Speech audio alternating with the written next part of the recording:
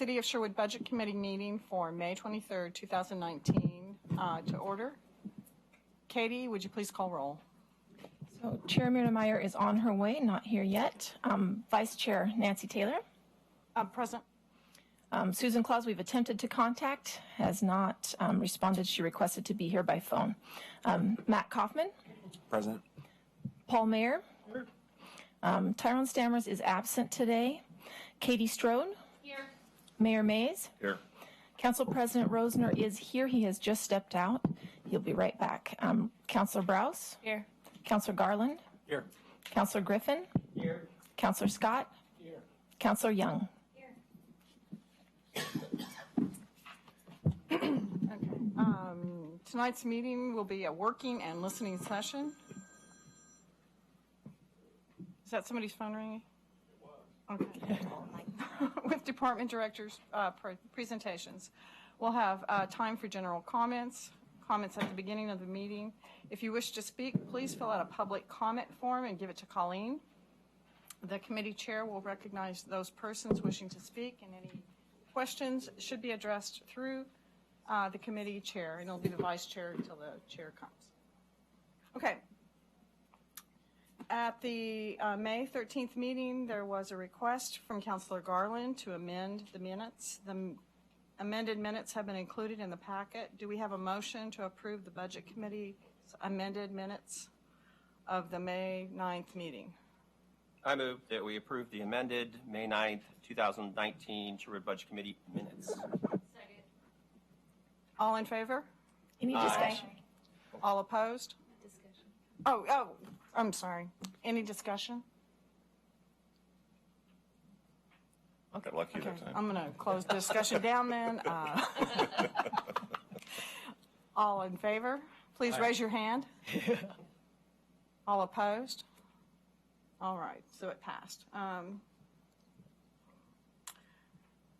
Do we have a motion? Do I move on to the next now? Mm-hmm. Okay. Do we have a motion to approve the Budget Committee meeting minutes for May 16th meeting? And do we have any discussion of these minutes? Because I don't want to run through what we did last time. Does anybody want to change, amend? Yes, Paul. I have an amendment to the minutes. Okay. As me as vice chair, and on May 9th, we elected you as vice chair. So Okay. we should change that. So that's kind of a scrivener's error that can be corrected without point blank, but we can correct it. But we'll No bring it problem.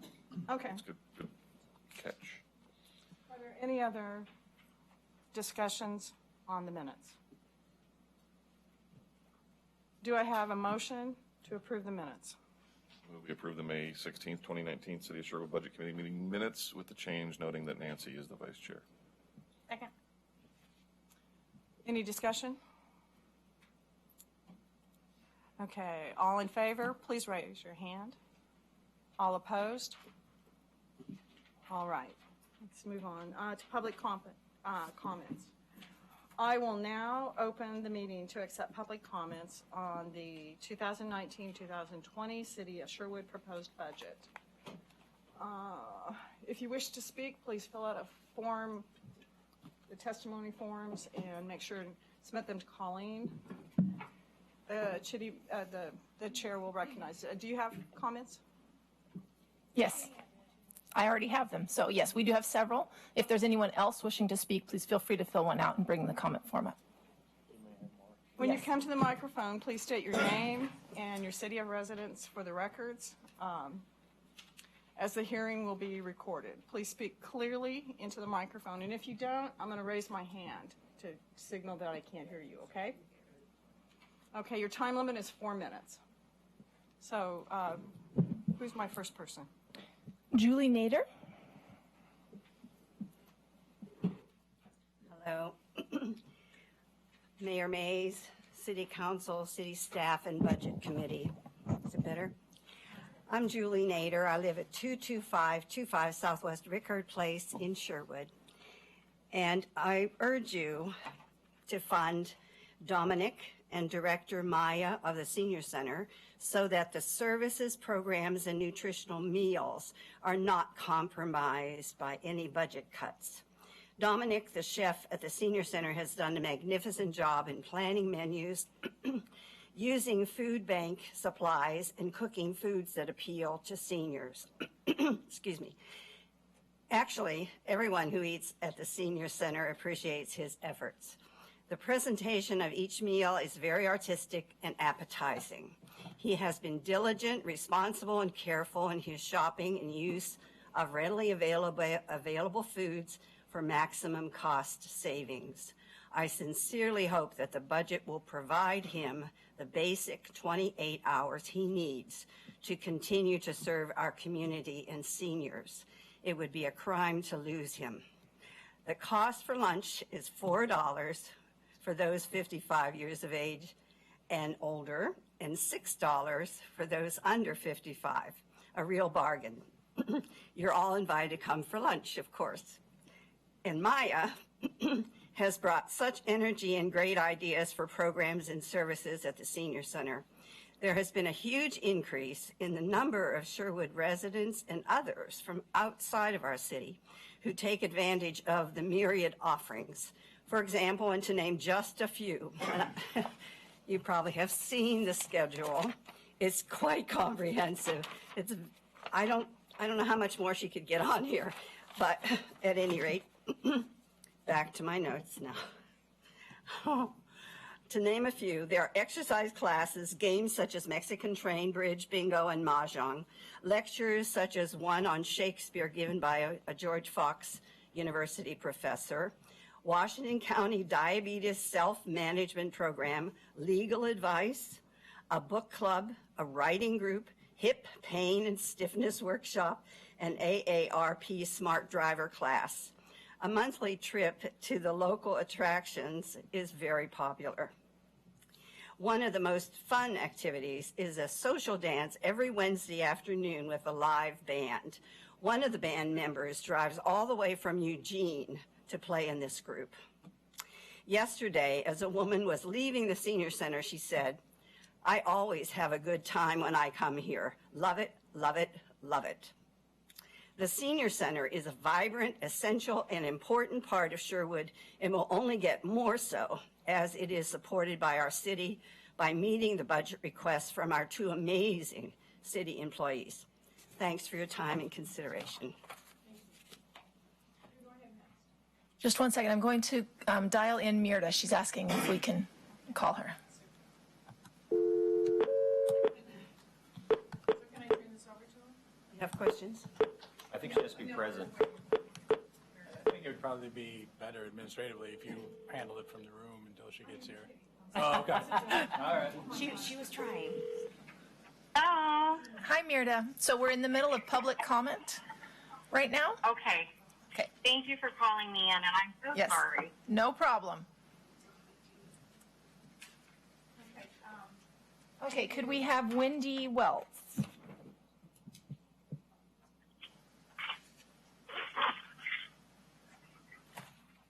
Hello, my name is Wendy Wells, and I am here to represent the Friends of the Senior Center, which is a local 503c nonprofit organization that helps the center.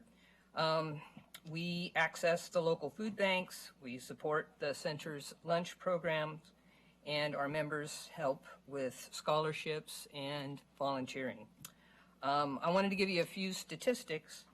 In July 2018, our center director reported the following. We had 522 participants at our center for activities. We had 490 participants for lunch.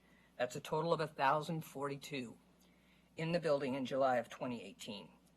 9 months later, we reported today, activities, 1,109 participants, lunches, 654. A total of 1,763 people coming into that center. That's a 70% growth. It wouldn't have happened without our center manager, director, whatever we're calling her now, and our fantastic chef. So in 9 months, we've seen a tremendous increase in activity.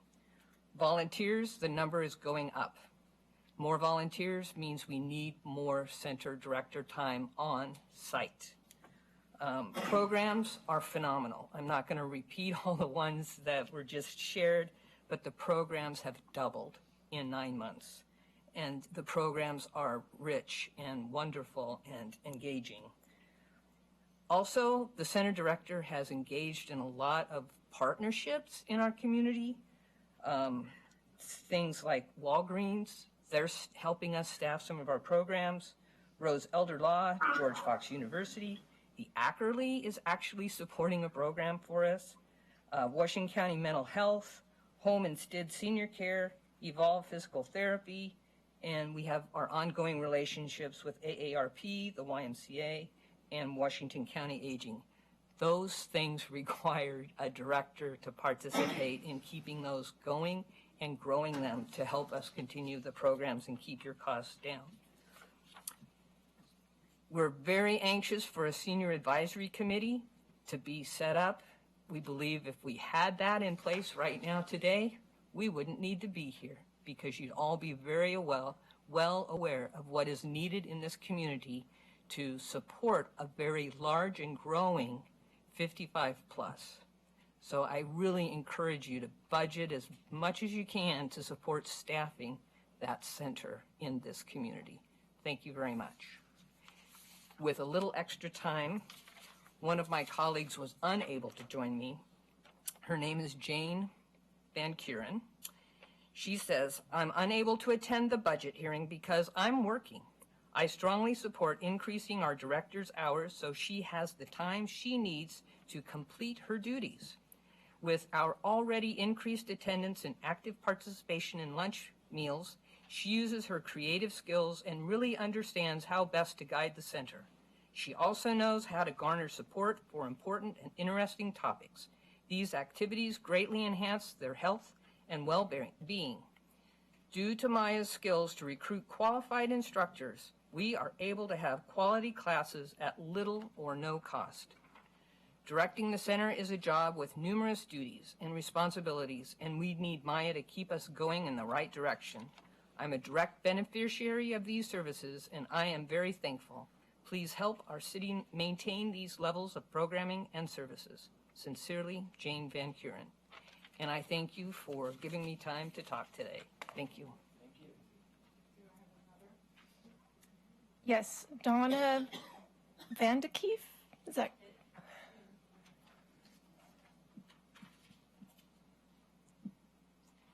Hi, my name is Donna Van DykeKeefe, and I live here in Sherwood. My husband and I moved here 2.5 years ago, and I'm grateful for the opportunity to be here. I know that you are council and staff who listens to the people of Sherwood. We have appreciated your responsiveness and attention and decision-making in so many areas, but especially with the YMCA. And recently, about a year ago, I think I was here to advocate for a senior advisory board for our center here. My husband and I he's 70 and I'm 63, which is kind of on the young end in some ways for senior centers, but senior centers across the country serve people 55 all the way to however old they can still get out and be there, and they are a wonderful, wonderful service. I've been an advocate for seniors in the state of Washington and continue to be that. I'm becoming more and more a senior myself. So one of the things that we checked out as soon as we came to town was the senior center, and it was in transition period at that time, and we signed up to be volunteers in the kitchen, and I've also worked with an exercise class called Strong for Life and been a coach for that. And we've saw the transition happen and tried to make that help to be advocates to smooth that transition. And we've been so pleasantly surprised and excited to have Dominic and Maya come on board. They make a fantastic team. It's been amazing to watch them navigate, work together, both of them being part-time, navigating the remodel program some months ago. They continued to cook and serve people without a hitch. They moved around to different locations. They still offered programs, and they work very well together. They cover for one another, and it just seems like with everything that they're adding and doing and providing for the community, the director position surely should be a full-time position. And Maya is both of them are very resourceful and innovative in the programs they're offering. Some of the things I've noticed in the years that I've served senior communities is that it's hard to convince people that the senior center is indeed a robust place and a place for someone who's 55 or 65 to come. And when I first came, there were more 80-some-year-olds, and it was a wonderful service for them because it does help people to stay in their homes, to not be isolated, to have balanced meals. But there are so many things now that are being offered that are more attractive, and as the boomers become older, we're going to have higher expectations and greater demands for programs, and Maya is meeting those requests from the community, and she's partnering with others, as you've heard from both Julie and Wendy. One of the things I'm excited about is they're going to offer a 9-week 101 Spanish speaking class, and they have a mover shaker person who's going to come in, lead those classes for 9 weeks, and Maya has gotten a home senior group to sponsor it, so the cost will be really low, like $25 for the 9 weeks, and things like that are just really incredible. And to see people have quality of life is so very important. The Senior Center is a beautiful center. It's a great location. It's only going to continue to grow, but managing volunteer programs does take qualified, paid professional staff. We have great volunteers, but to keep that going, there needs to be the presence in the center. My time is up, isn't it? Okay, I'm done.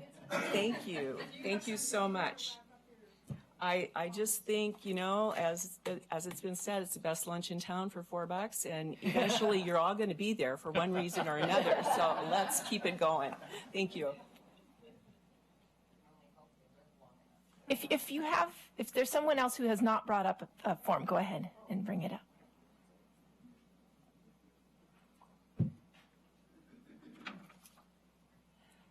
up. My name is Ethel Simpson, and I live up here on Highland Drive. I'm embarrassed to tell y'all that I just found out about this about 15 minutes before I came. I was out working in the yard, and I just threw on my jeans and came.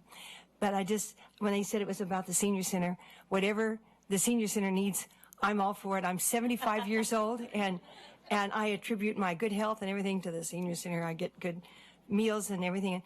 Those people that work there, really, Maya and Dominic, are wonderful, wonderful people, and they're as friendly as they are efficient, and I just really enjoy being here. I've been living here for 39 years now, and so being new in the town, I just find it a very nice place to go. So, anyway, I just hope I don't even know what they need. You're not trying to cut them, were you? See, I don't even. All I know is I'm supportive of them, whatever they need.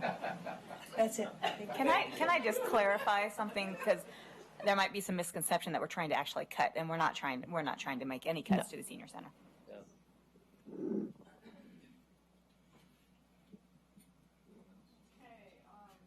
Are there any other comments or testimonies? If not,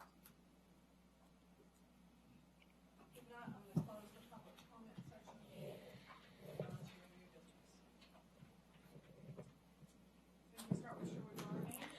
If you don't mind, I'd like to just cover how this piece of the meeting, what we have left to cover, just so that we have an idea of what's coming up and what needs to happen in order to close everything. So we have a few departments that we haven't had a chance to get to yet, and those are listed on your agenda. We have the broadband fund, and then debt service, transient lodging tax, grants fund.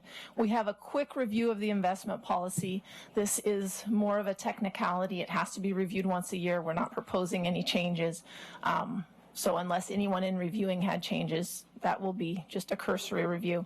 And then when we get to item 7, that's when we will have more of a discussion, and if there are any amendments or if anyone wants to make changes, so that's where there will be motions that will happen. So in item 7, there will need to be a motion to accept the amendments that were proposed. I'll discuss what they were, go over the changes that were proposed in Exhibit A. That will all happen in item 7 on your agenda. So I just wanted to be clear where things are happening in this schedule so that everyone understands that there will be a chance to get to these things. So for item 6, we're just going to run through the last few funds that we have, and then we'll get back to the overall picture and any changes that need to happen.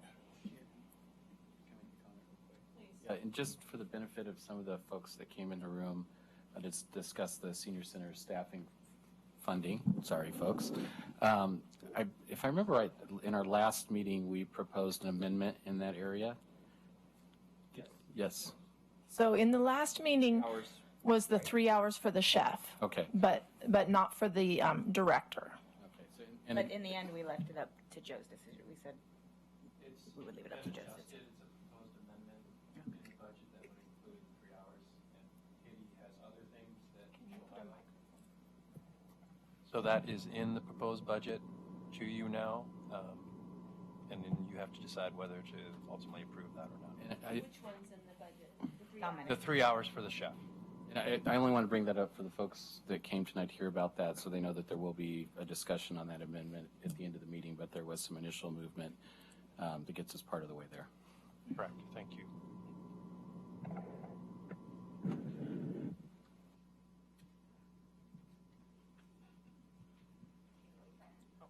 All right. Good evening, Budget Committee. Here to talk about broadband fund. Largely this year's, it's on page 99. Largely this year's budget's very similar to last year. We projected a little bit more revenue this year. We increased some customer revenue last year that brought the numbers up a little bit. The budget, as far as expense goes, is pretty straightforward, similar to last year. I believe, Katie, correct me if I'm wrong, do we have the fiber project in there? Is that what artificially changed the revenue numbers a little higher? That's correct. Okay. We have additional revenue from the residential. Correct. So the only revenue that I'm projecting that is not currently in hand or contract signed is we have $50,000 in revenue for next year. That is proposed for residential revenue, but typically I don't propose any revenue that I don't have on the day I create my budget. So that would be the one exception to that. And that's projected revenue. That's not a transfer. Correct, projected. So with that, happy to answer any questions.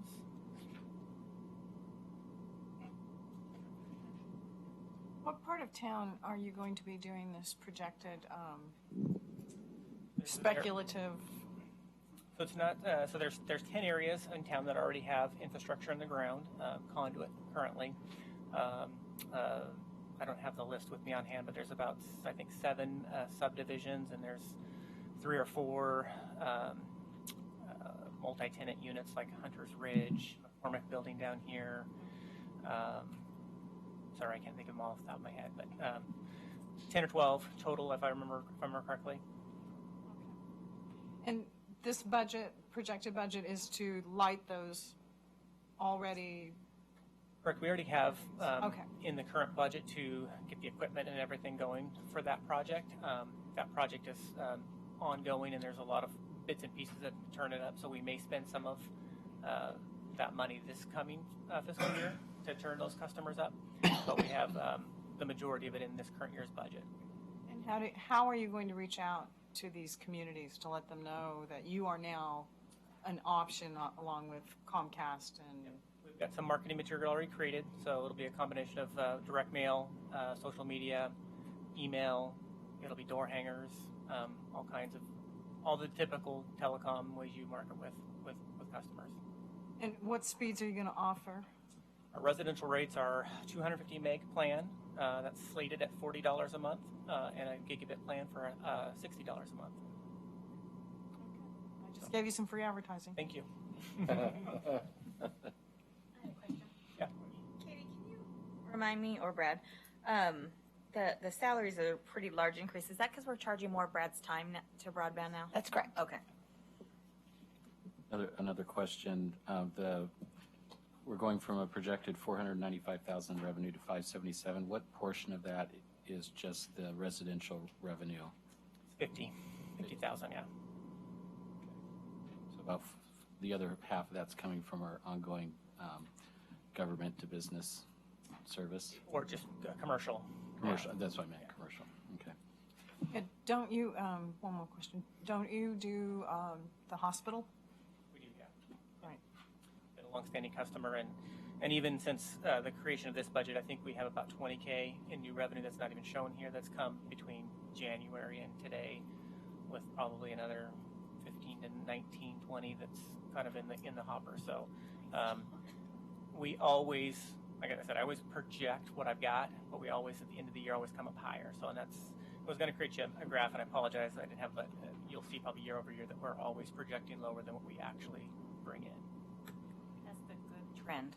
Yeah, Not the we bad like trend. that trend. Where would we find this list? Do you have it posted online? The list List of the projected neighborhoods. neighborhoods. It's not online, but I could provide that pretty easily. Joe, I'd really like to see it online if you're going to be.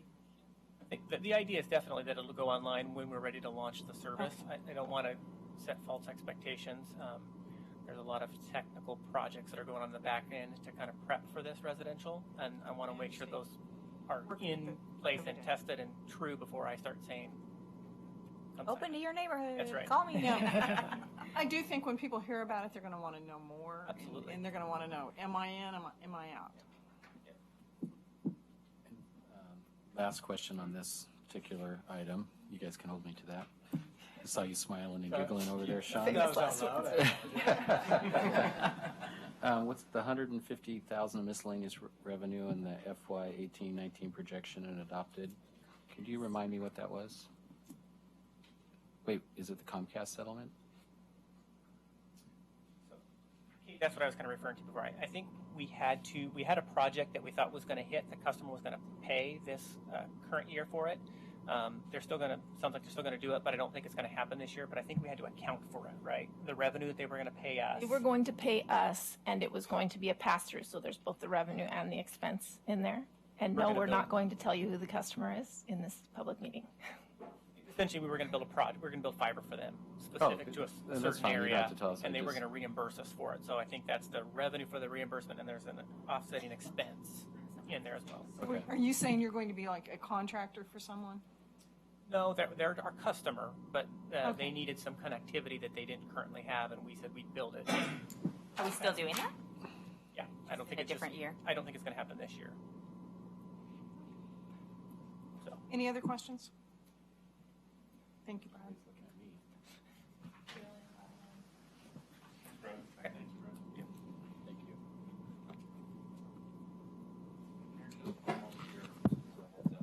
Okay. Okay, the debts. These mics seem quiet today. I feel like I can't hear myself. The debt service fund. What page is it on? That is what I'm trying to find. The tab.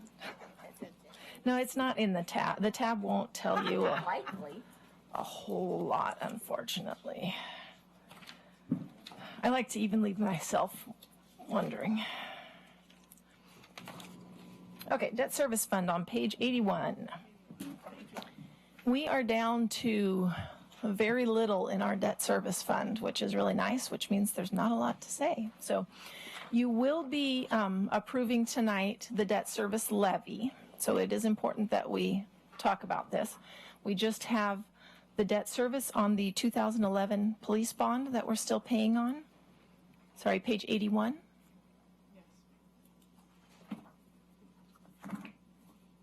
And so that is a separate levy, and we keep just enough in the fund so that we don't go negative when we make the payments.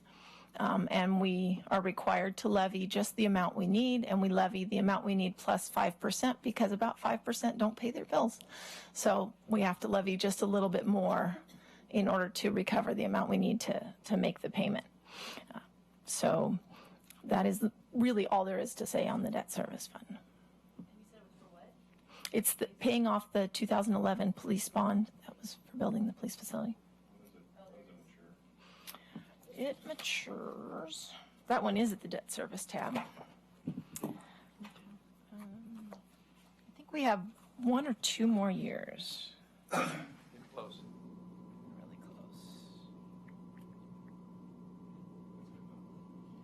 It's, Everybody knows that the fire did pass. Towards that. Okay. No, it wasn't. It was overwhelmingly. Welcome, Mirta. Oh.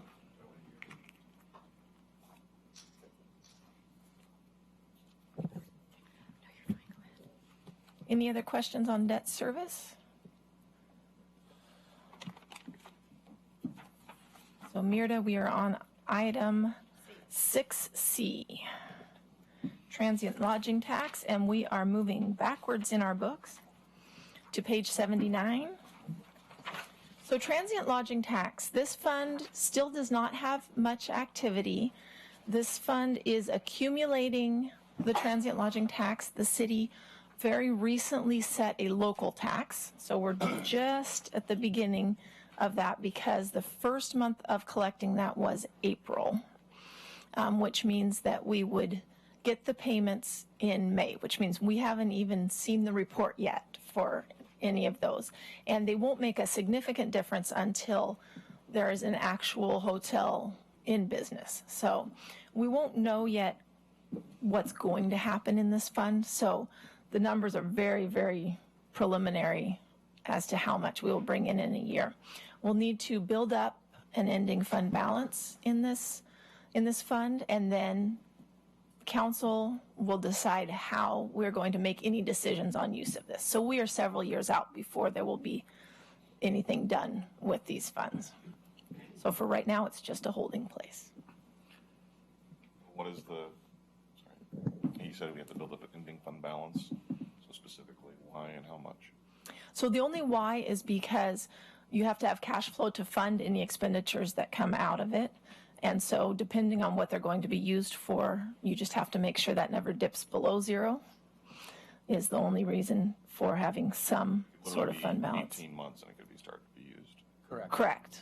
Depending on the size of the projects that were to be done or things like that. Ballpark, 100K or more seems at least probably a number before we start talking about what do we do with this money. So it could be a higher number. That's a conversation. A with lower council. number. It could be Council a lower is number. Any number. Yeah.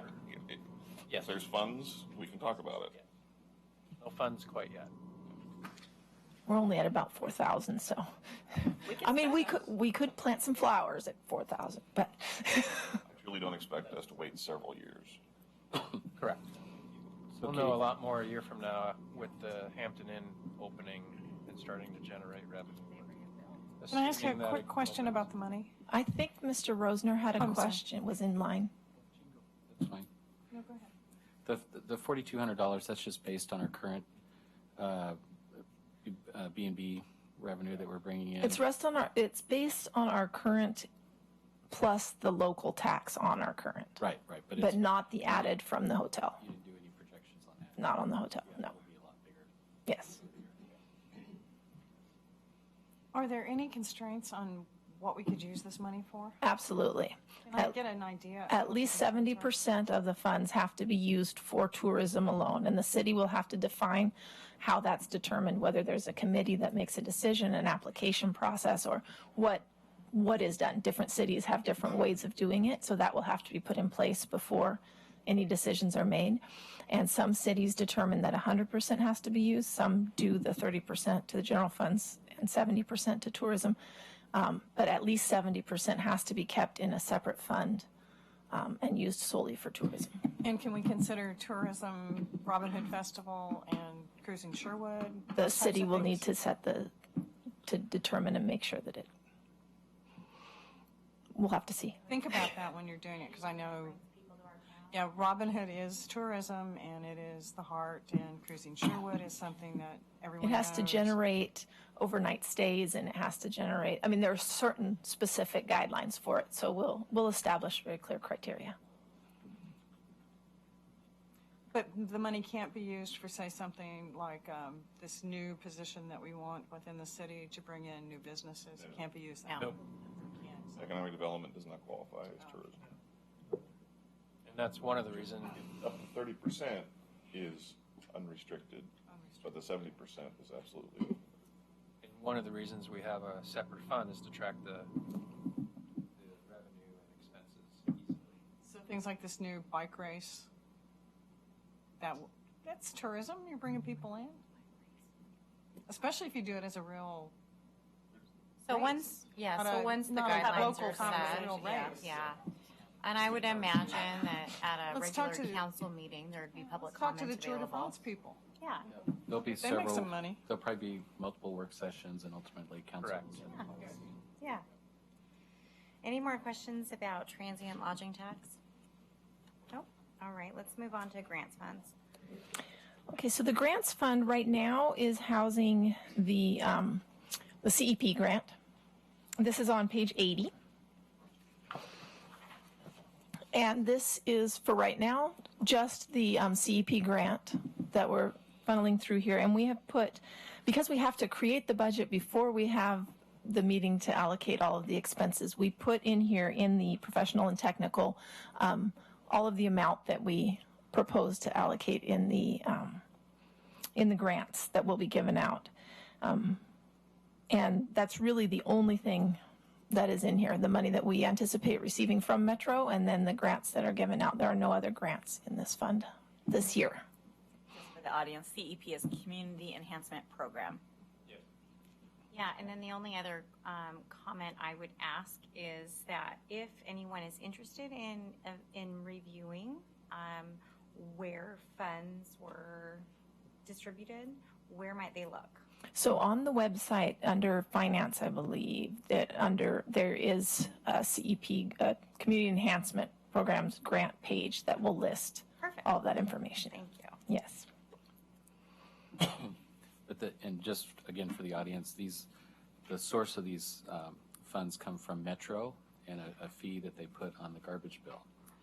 It's not, so it's kind of a net zero in terms of the overall city budget. They tax you and then they give you the money to put in the community. Right, and it's done a variety of things over the years, hasn't it? Yeah. I know Robin Hood got some money from it. Yeah. The YMCA is getting a new bus to bus our kids and seniors around town as well this year. So. Great.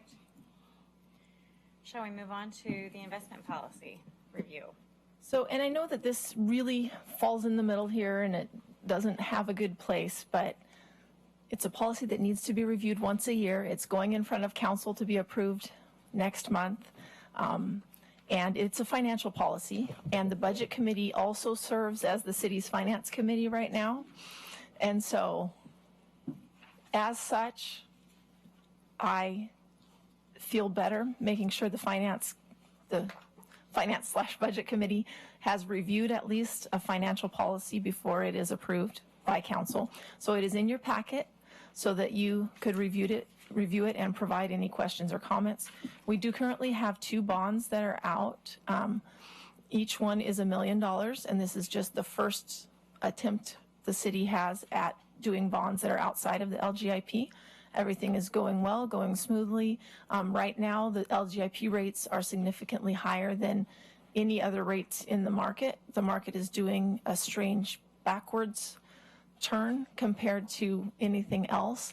And we're keeping in close contact with what's going on, giving it a month or 2 to look at, and we will come back to council if there is any change in what, or expectation of change, diversifying our investments more, depending on what the economy looks like. So we're not anticipating any changes, not proposing any changes, not looking at investing more or less or anything like that, but it does have to be approved, and we do it as part of the budget cycle.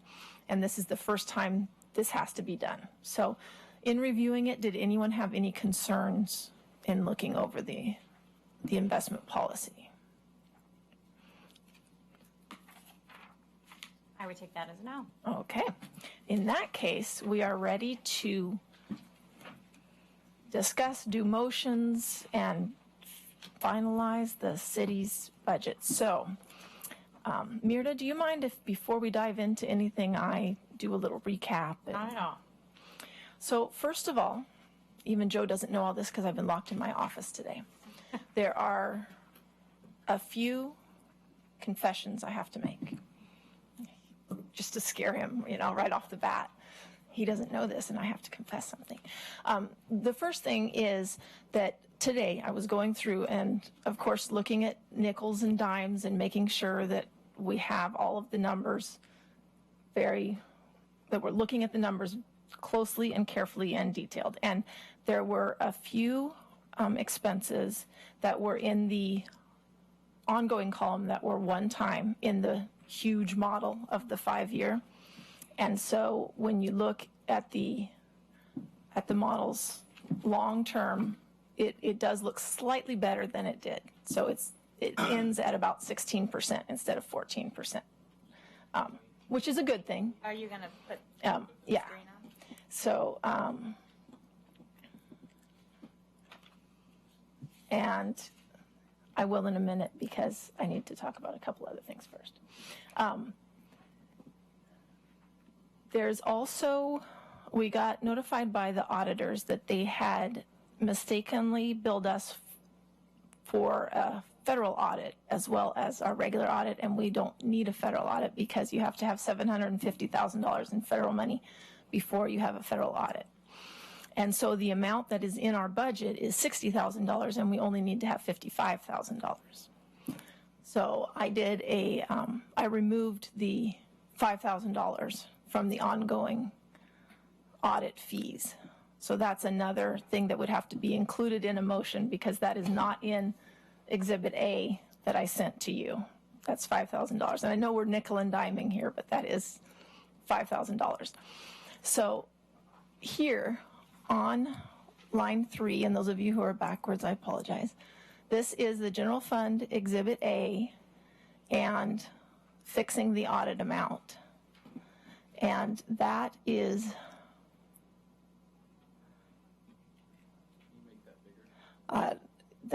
this. I'm trying to see if we have turn off a light maybe.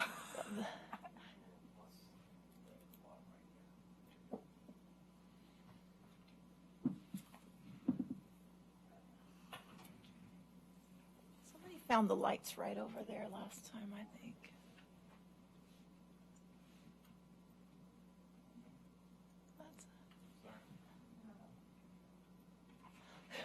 Excel is great for, it just won't go.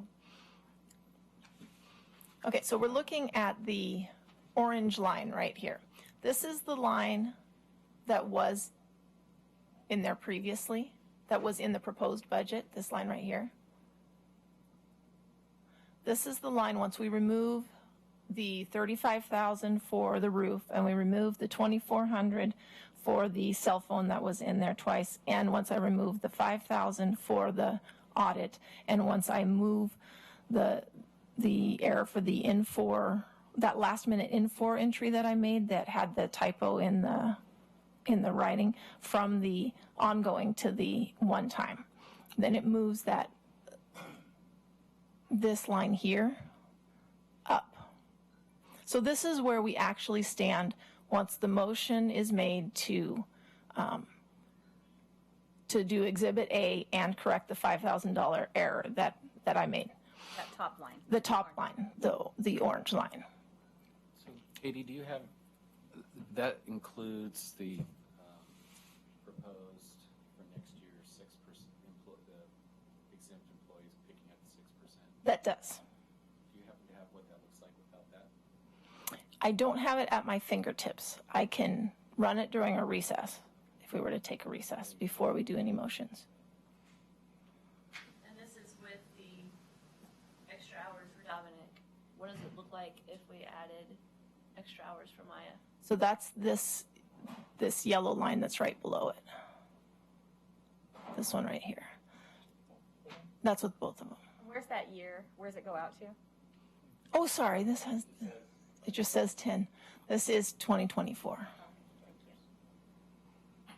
So Katie, I'm confused. Last week, we did not give you the direction to put 3 hours in, but just the idea, leave it at Joe's discretion, in the future at some point.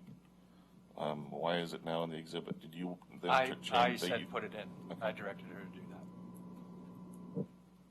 was my understanding the committee, more than half sort of gave a head nod on that. Is that not the case? On the chef's hours.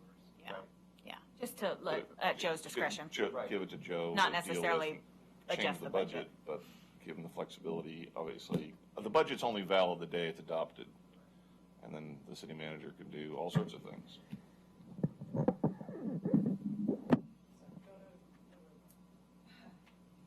Oh, you might not be able to come back. Well, thank you for reflecting that. I think it's helpful for all of us to see that, so thank you, Joe. Are you done? Because I have a question, unless you still have more to go. I don't have more to go over. To reflect the PERS, it will take me a few minutes to do that. So my question goes back to the first bucket, operating revenue versus operating expenses. With adding the chef hour, doing all those changes, are we still balanced? Yes. And by how much? If I can find the right place on here, I will.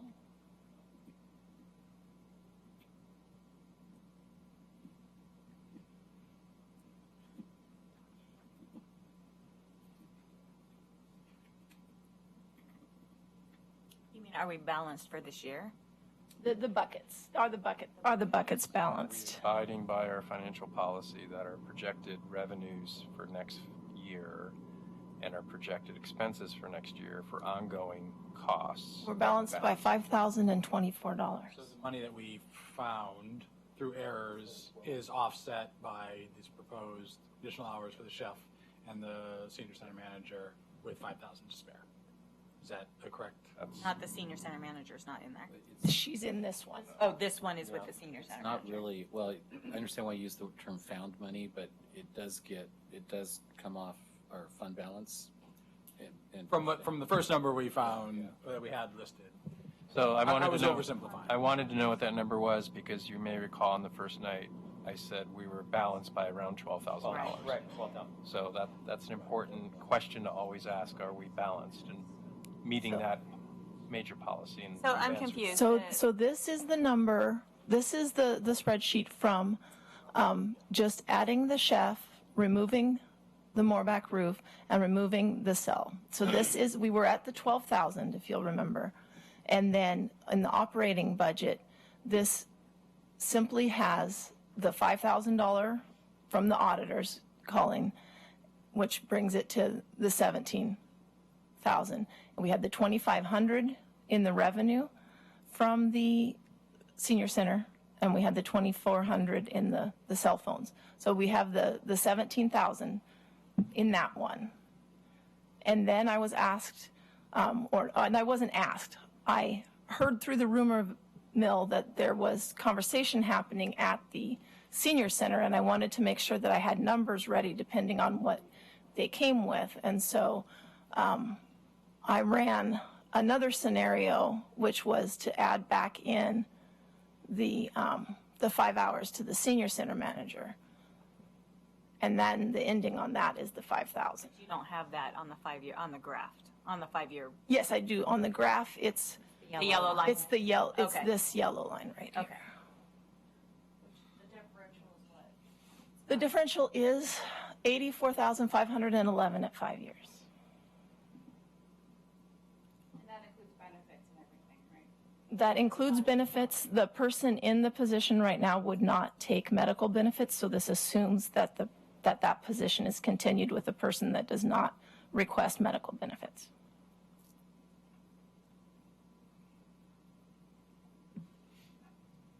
Thank you. But in the Exhibit A, does not include the senior center manager. Exhibit A does not. That's correct. Exhibit A does not. That's a whole separate. It has the 3 hours. Joe asked me to include the 3 hours, so it has the 3 hours. Does it have the $5,000?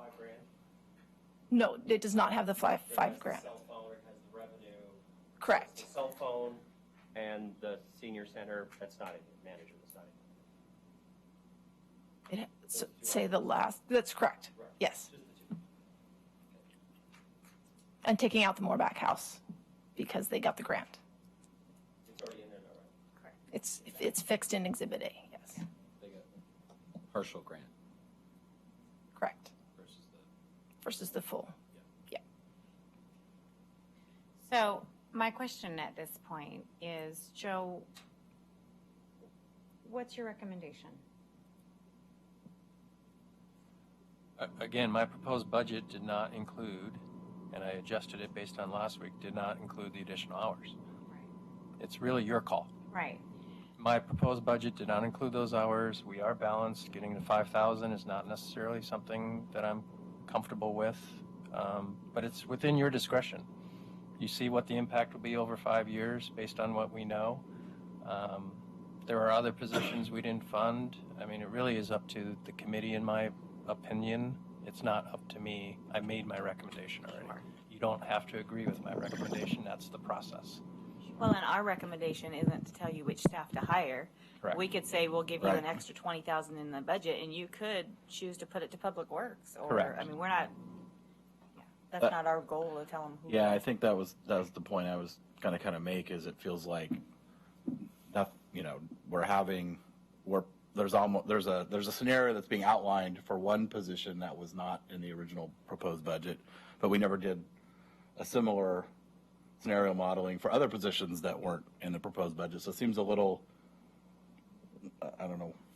It doesn't seem like the right process to follow. Like, if we're going to actually go down that road, we should consider all of those options and really weigh them against each other, or defer to the city manager to do that. So if we were to approve the budget as presented with Exhibit A, and somewhere in this year, Joe found that we had some extra revenue, he could choose to hire, add hours anywhere he wants. Absolutely in his discretion.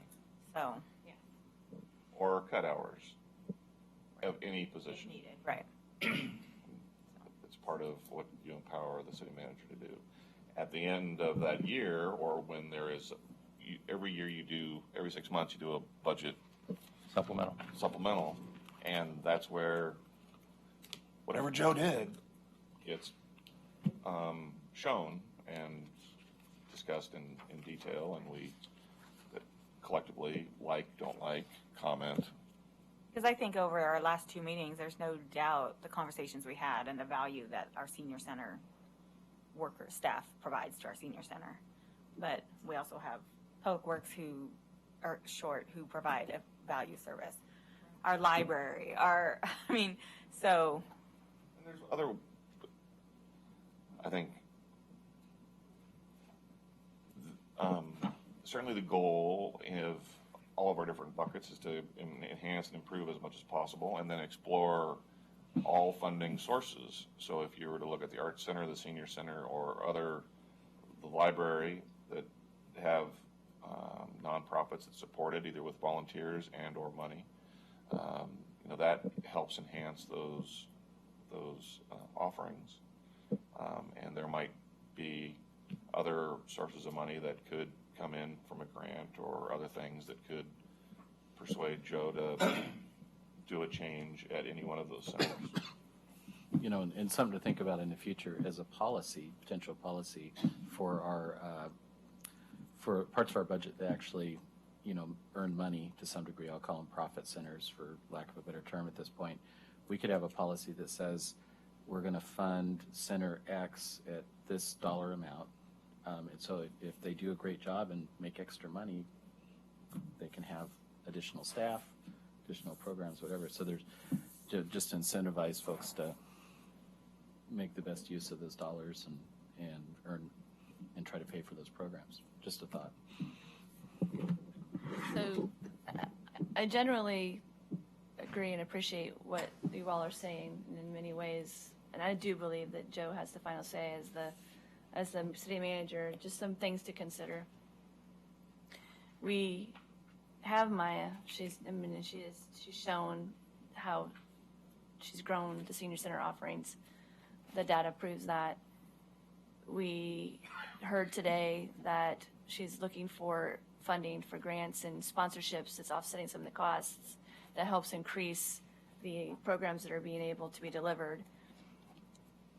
It's also less expensive to maintain a staff and treat that staff person right than it is to take a chance of losing that staff member and having to rehire.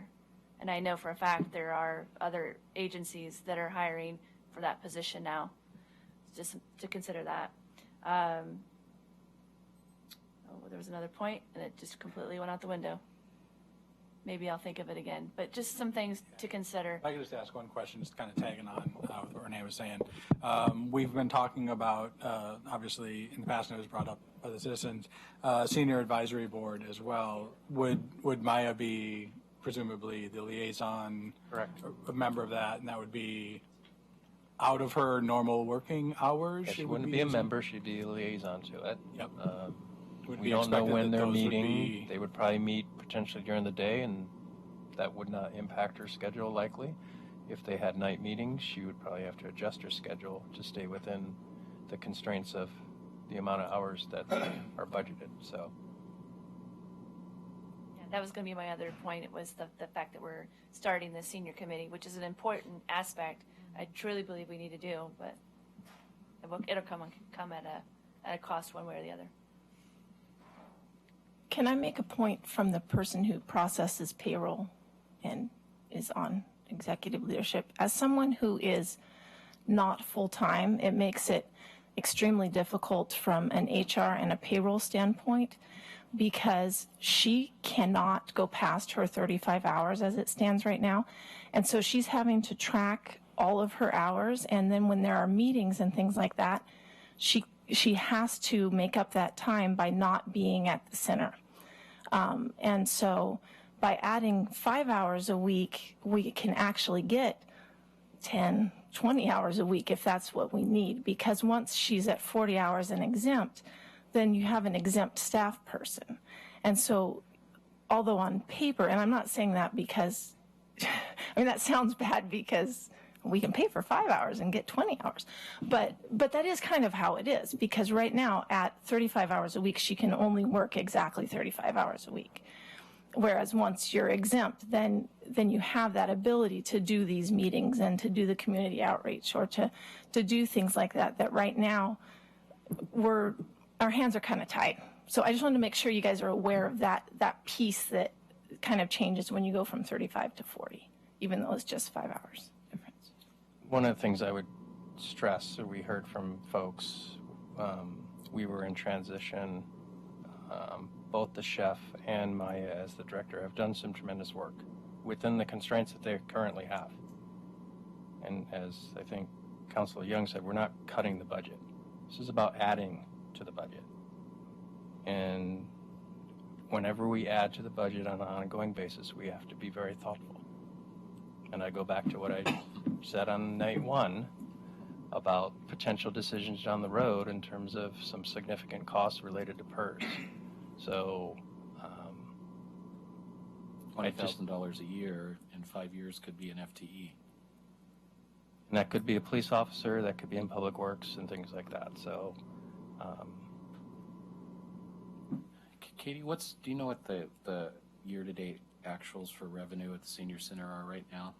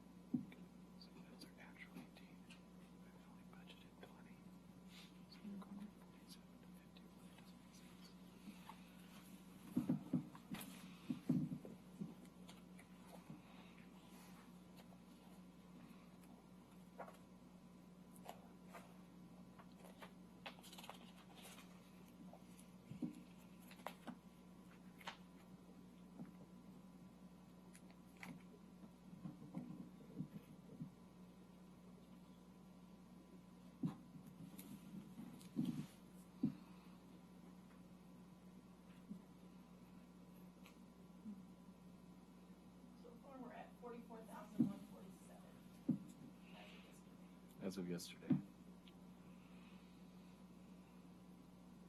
Charges for services, $44,607 in total. and what did we budget for the year? We budgeted $40,800.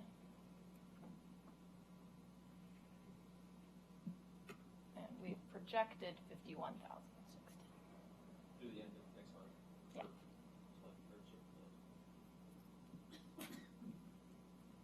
What are the expenses that have occurred? And revenue is only one half of it. So the expenses were at 133,324. Our budget is 174,947. We're projecting 159.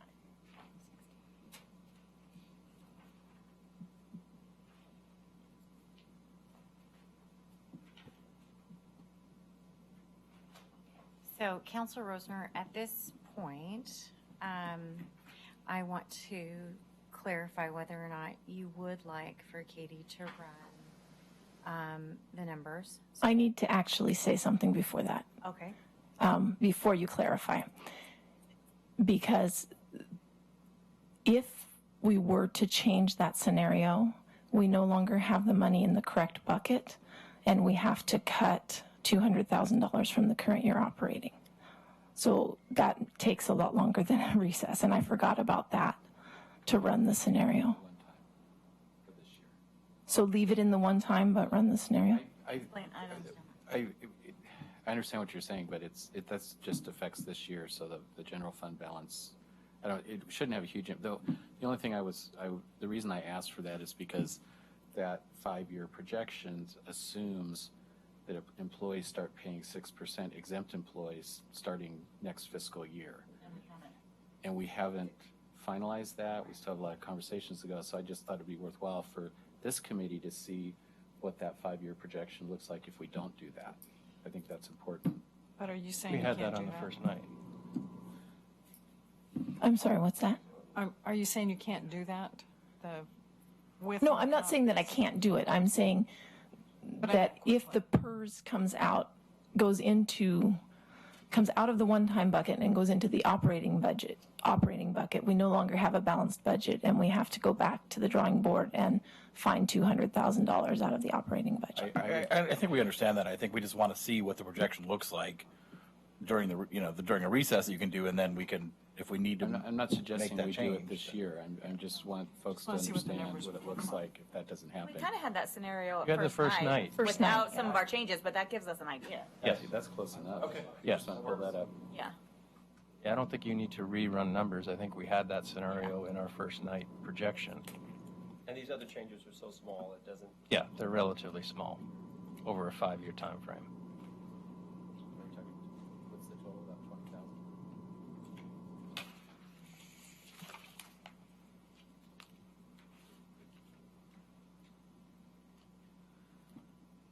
Let's see, these all have the, nope, I didn't put them in that one. It was on your prezzo that night, I think. It may have been in my PowerPoint. That's right, that's where it was.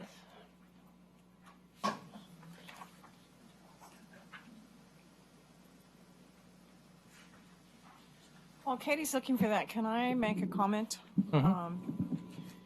This is something I've been thinking about for the Budget Committee, and that I think about when I think about the budget, and that is we are funding 6 buildings here in the city. We're funding City Hall Library, and it's aging now. We're funding the Y, the building that the Y is housed in.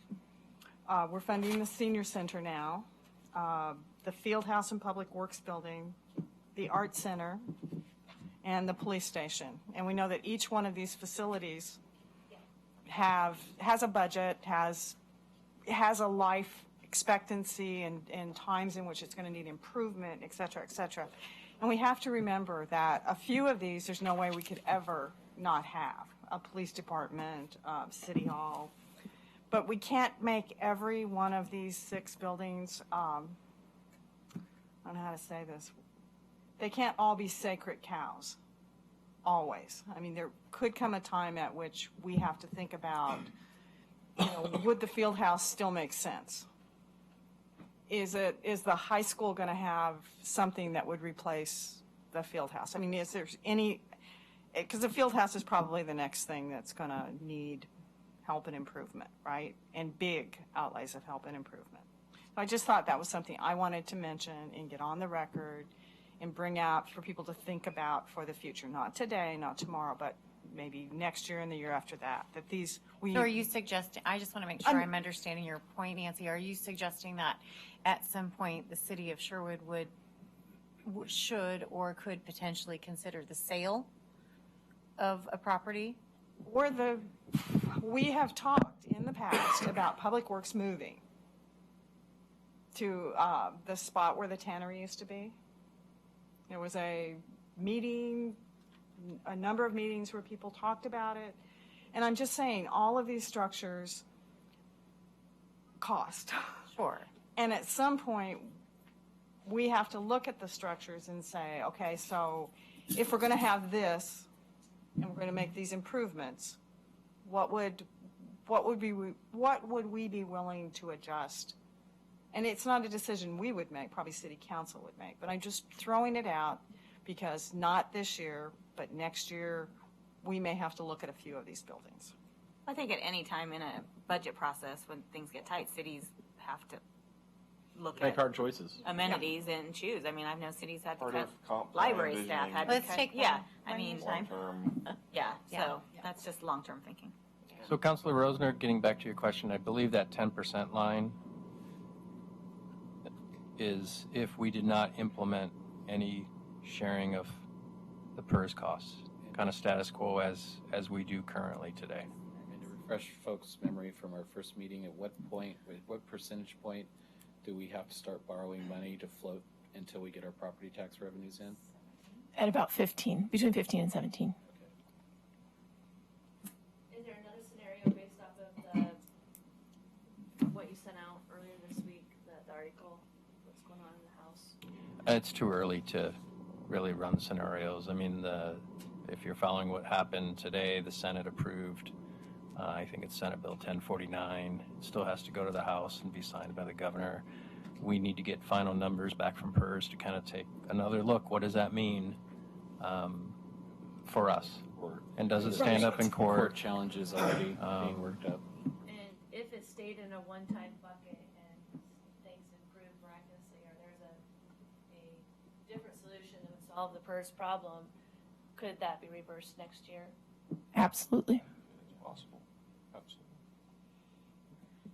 And the other possibility is you still have potential initiatives on the November 2020 ballot that would, depending on what the voters say, and those could be challenged in court as well. So there's still tremendous uncertainty. Can I make a comment about the structures? I think it's really important just to jump back to that real quick. You know, Sherwood has a long history of being first to do something, or what we did with our partnership with the YMCA was a model that many communities in the nation picked up on.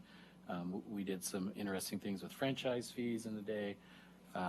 We have a right-of-way ordinance for 5G that most likely is going to become a standard for the state. At least there's some talks about that with cities. And the reason I bring that up, on our facilities like the field house, the senior center, the community center, that's why it's so important that we strive through creative ways to make those revenue neutral, meaning the money we're bringing in is offsetting, at a minimum, our expenses, not our capital costs. Because when we get to that point, if we don't get solutions to PERS and these other problems, that takes all of those facilities off the table in terms of having to make cuts, because they're self-sustaining, and if you cut them, you just lose that revenue. So I just as a reminder why that's so important that we continue to strive for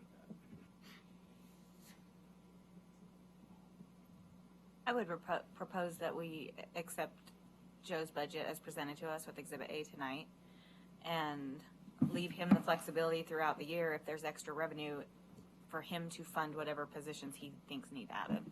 Because we all talked about the business analysis or analyst. Business analyst. I think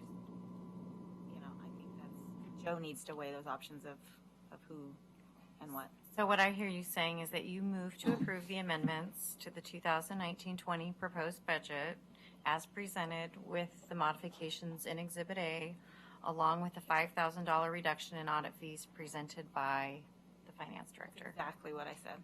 Do we have a second? Second. Any discussion? Yeah, I would, just one more point before we let this die. I really truly believe we should consider funding the manager. It just went out the window again. She's we are moving other offers.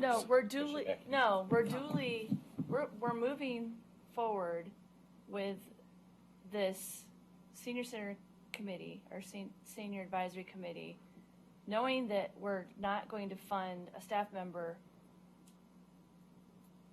We're going to require her to make choices on do you go to the senior center advisory meeting or do you not work your day shift? That doesn't feel good to me. It's only $12,000. So I just wanted to put that on the table. I would like to make a motion, but a motion's been made and seconded, and I know we have to go through with that, but anyway. And that motion can be made after that. They can both be made one after. I don't think we told Joe not to do that. I mean, there's other ways Joe could find money in the budget to make this happen that we probably haven't even talked about at this point, you know, and the budgets can be revised. So. My only concern is re-looking at that original projection sheet. If we don't do the 6%, that 10% number scares me a lot with this proposed budget. So While it's only 12,000, it's 85,000 in 5 years. well, I'm not just talking about this position. Yeah, I'm I talking know, about yeah. the overall budget. If we don't, I mean, have, every if we don't have 20,000. exempt employees pick up the 6%, which is, as you said, we have not made any decisions there. We hit the 10% number over the 5-year projection, and that is a scary low number to me. Put another way, if we can't make that 6% happen, we'll be looking at some tough choices next year in terms of staff. Yeah. And I think really any government who has PERS is going to be looking at tough decisions. And I think that's why, start from the top. I'm so sorry. I said just basically every government is going to be looking at tough decisions too, anybody who has PERS. And that's why I think the state is going to probably come up with something, hopefully, to respond to this because it's kind of dire statewide with PERS. So hopefully it's not going to be reduction in benefits for people. It'll be kind of the same and more sustainable. And places will be able to add positions versus cut. I think when we added the senior advisory board, one of my main concerns was staff time, and I was actually told we would be fine. So that was one of my biggest concerns was the staff time. So I would just add to what Renee said, and if we don't do it in this budget, we can set it aside for future review throughout the year, because I do have a concern with not having the lone employee really that's managing the senior center be full-time and be flexible. We have other employees or other buildings here, the Arts Center, other things that we have multiple employees. It seems a little like we're skating on thin ice to have our manager of our senior center, our one main person who manages the center, not have full-time status, not have the flexibility that Katie mentioned. That I see issues with that. So I mean, I get the long-term impacts, but I think that if you're going to have one person in charge of things, I think you should have a full-time employee that has the flexibility to. What about shifting the? Hold on one second. Go ahead, Doug. What about? I mean, we're talking about adding hours for the chef. What about pulling that back and adding hours for the senior center manager instead, and having a little bit of meat in the middle? And I think that gets back to the point of that's really Joe's call. And just to be clear, if we were the ones to specifically decide on that point, given the very, very small amount of the money, I would probably be inclined to just fund it. But I think there was a lot of staff requests and things that weren't that you did not put forward that staff talked about, and I think we need the flexibility to think through all of that before you make a final decision.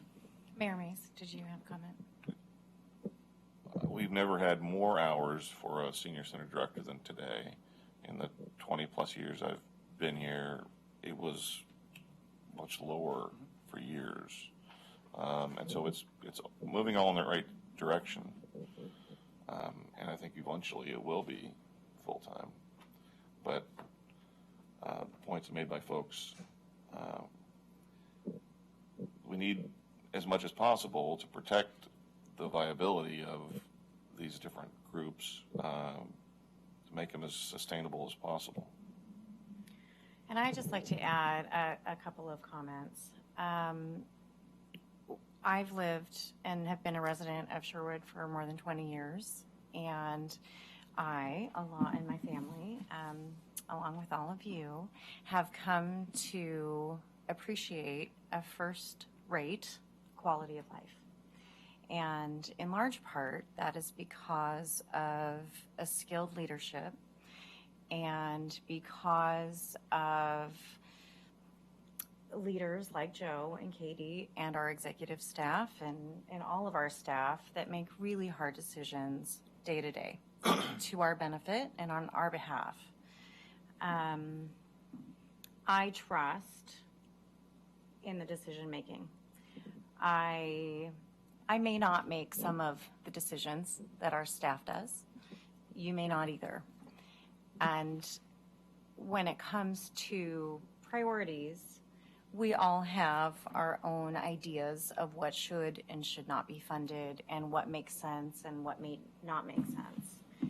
And so what I really hear all of you saying is that we collectively want for the greatest good to continue, and we want to continue to maintain a first-rate quality of life.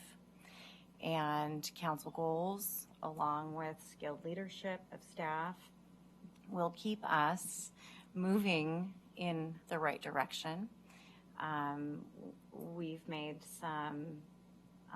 We've had some great discussion this budget process, and I appreciate that. And with all of that said, we have a motion and a second on the floor, and unless there's additional discussion, I need to call for a vote. So now, unless anyone has anything else to say, I do call for a vote. Does anyone need for me to restate the motion? Okay. All those in favor of approving the 2019-20 proposed budget as presented in Exhibit A. Is there, right now the motion on the floor is just the amendment, correct? No. The budget with the amendment and the $5,000 And the $5,000 change. Okay. All those in favor, please say aye and raise your hand. Aye. Any opposed? Nay. Renee, Counselor Browse. The motion passes. Thank you for all of your hard work. Do you want to shift to URA? Do you want to take a break? What do you want to do? Let's take a 5-minute break. Thank you. Did we have a motion to approve the tax rate? We have not. Oh, you want to try to do? That's why I thought that the motion that was on the table was the motion to approve the amendments to the proposed budget and not the motion to approve the full budget. It was, if We she moved- read this, it was, It was just to approve the amendments. That's why I was trying to figure out which motion was being read. Well, Because it was the motion to approve with the budget as presented in Exhibit A with a $5,000 reduction in audit fees. That was the only motion that was made. So I got all lumped together, which also works. but then we skipped over Extra hours for the chef was in there too. Yeah. Mhm. Yep. that's fine to do a motion for the tax rate separately. We have to rewrite the motion. No, we just No. have to, someone needs to present a new motion if there's a motion to be made. We Yes, can do that. please. Wording for that? So Nancy, if you have the verbiage, you'll need to remove the verbiage for the first. I also move that the Sherwood Budget Committee approve taxes for the 2019 and 20 fiscal year of $3,000 3.2975. per 1,000 asset value for operating purposes and $284,235 for bond debt levy. And Second. Any discussion? No discussion? All in favor, please say aye and raise your hand. Aye. Any opposed? Motion passes. We just sell the city down the street. All right, let's go ahead and take a 5-minute break. We'll reconvene at about 7:30.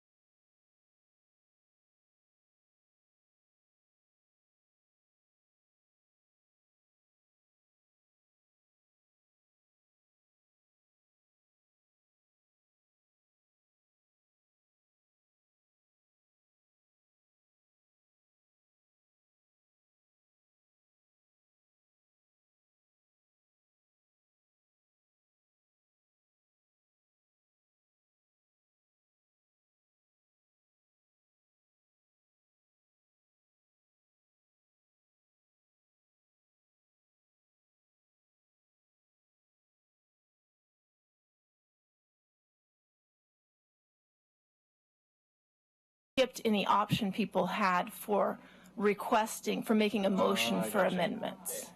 Does that make sense? We all don't have the scripts in front of us, so we don't know what, I didn't know it was a scripted program. So, Here. I mean, I don't need to work off a script. I was approving So- the budget with the, my motion was to approve the budget with the amendment. That was my intent. Okay. So Josh, can we just do an amendment to amend the approved budget?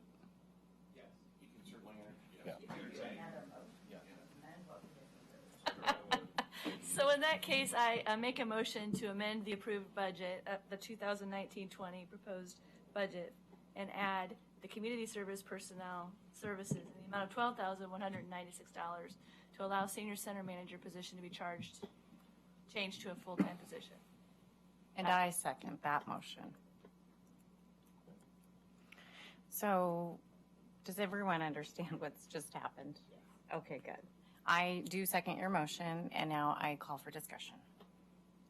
The only problem I have with that is, as a budget committee, it's not our job to dictate what positions we add to the budget. We've made that very clear the first night of the committee.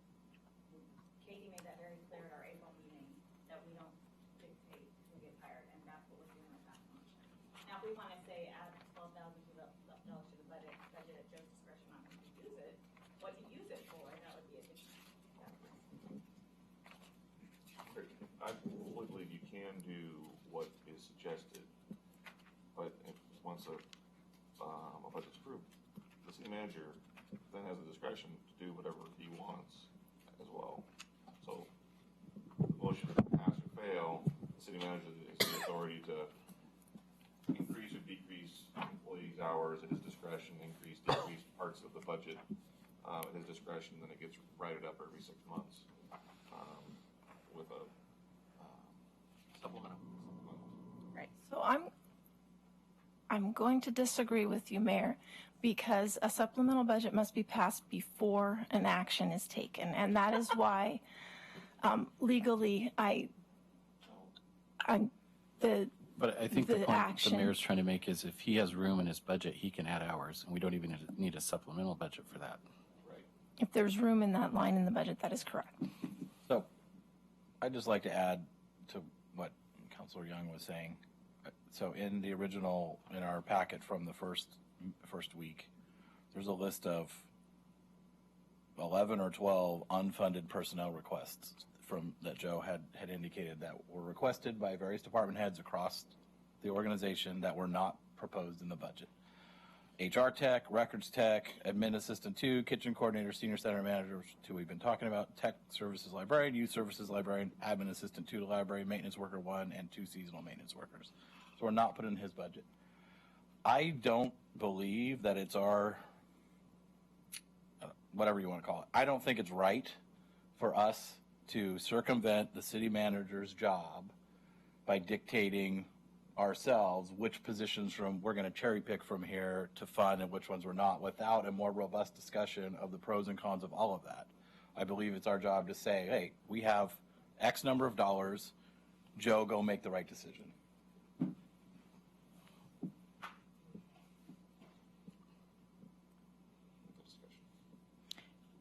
Anyone else?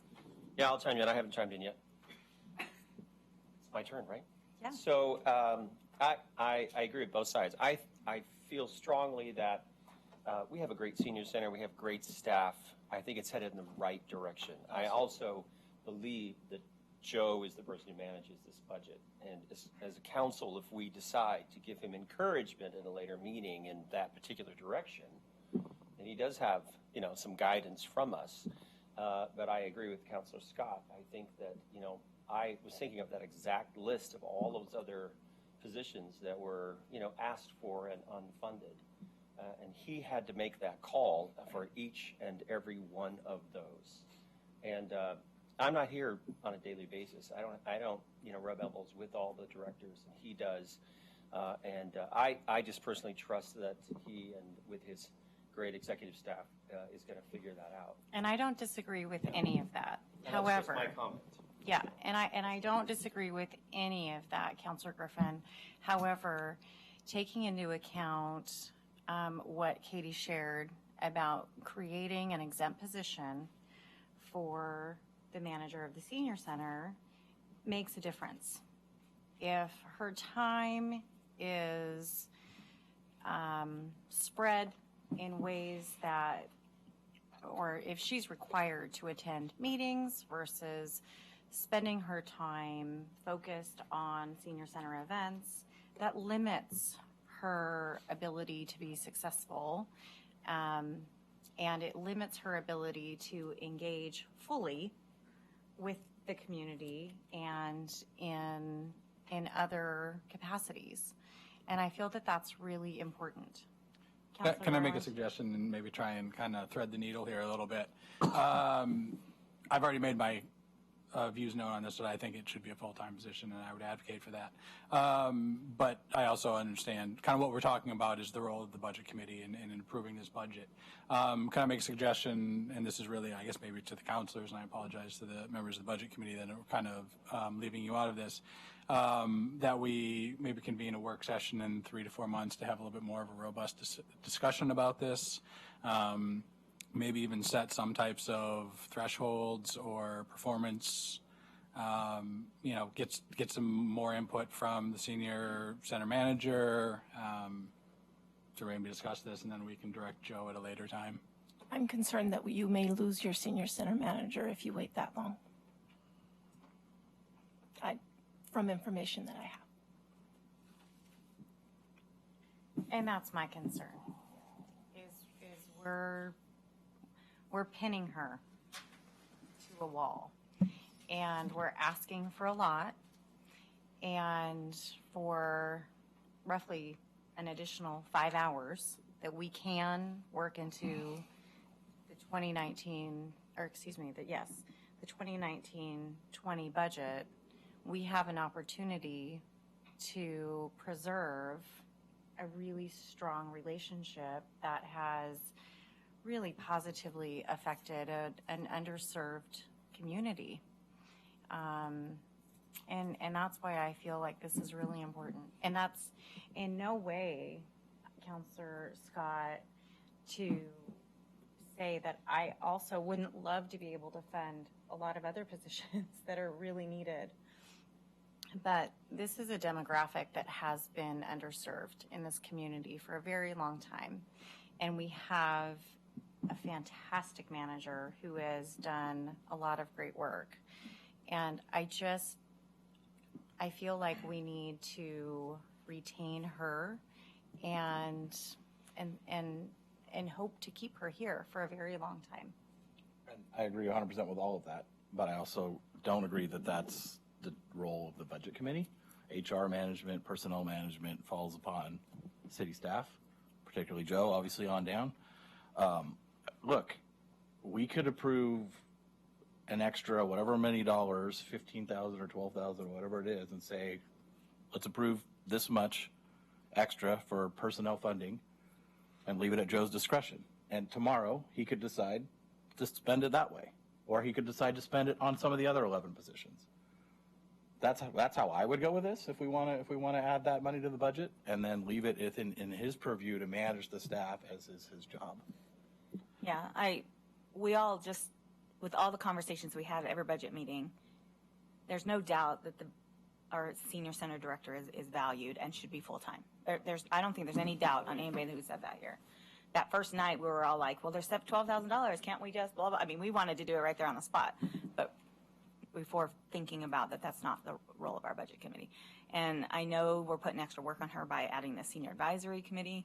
We had that same plea from the public works. Well, we're adding the skate park, but we're not adding their staff to take care of the skate park. That's unfair as well. So if the budget committee wants to increase the budget by $12,000, $85,000 over 12 years, and the line goes down that way, I just think it's Joe's discretion on who he spends it on. So can I amend my motion? I amend my motion to say that I move that we approve the amended 2019-20 proposed budget proposed budget, adding the amount of $12,196 to allow our city manager to decide how to staff it or something. I don't know. For personnel purposes. For Second that.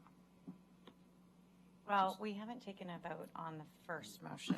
Do we need? Amending the- Oh, you're, okay, She thank you, amended thank it. you, thank you, thank you, thank you. Okay, okay, thank you. So it's also important to note that the senior center has a nonprofit that helps it. They do have a healthy fund balance. If they wanted to tomorrow, they could give a grant to the city, to the senior center to dedicate, say, for the next year, they are going to help increase the hours of the director. They could do that. They could do that in a meeting tomorrow night, easily. Or they could say, we're going to have a dinner to raise money to help support the senior center. They could, but that doesn't, So I'm stating facts. Yeah, true. And I have the floor. okay, I thought you were So- done, I'm sorry. So I think that is important. Because I truly believe that to protect the viability long-term of these different buckets, we need to strive to have them be self-sustaining as much as possible. And to that point, the Friends of the Senior Center did have that conversation. They do have some money in the bank. It's right around $5,000. They did discuss possibly funding in some capacity. They are discussing having fundraisers, and there's some conversation as to what that might look like. But on the other hand, they also saw where we're currently sitting financially as a city, and that was a little bit of the statement was made, the city has money. So I just Clearly don't understand the budget. I get that, but to the point, yes, they are willing to have those conversations, so. And to both points, my comment would be that doesn't, if I were the senior center manager, the possibility of maybe somebody giving a grant to the senior center to protect my position as a full-time employee, I have to be honest, that wouldn't make me feel good.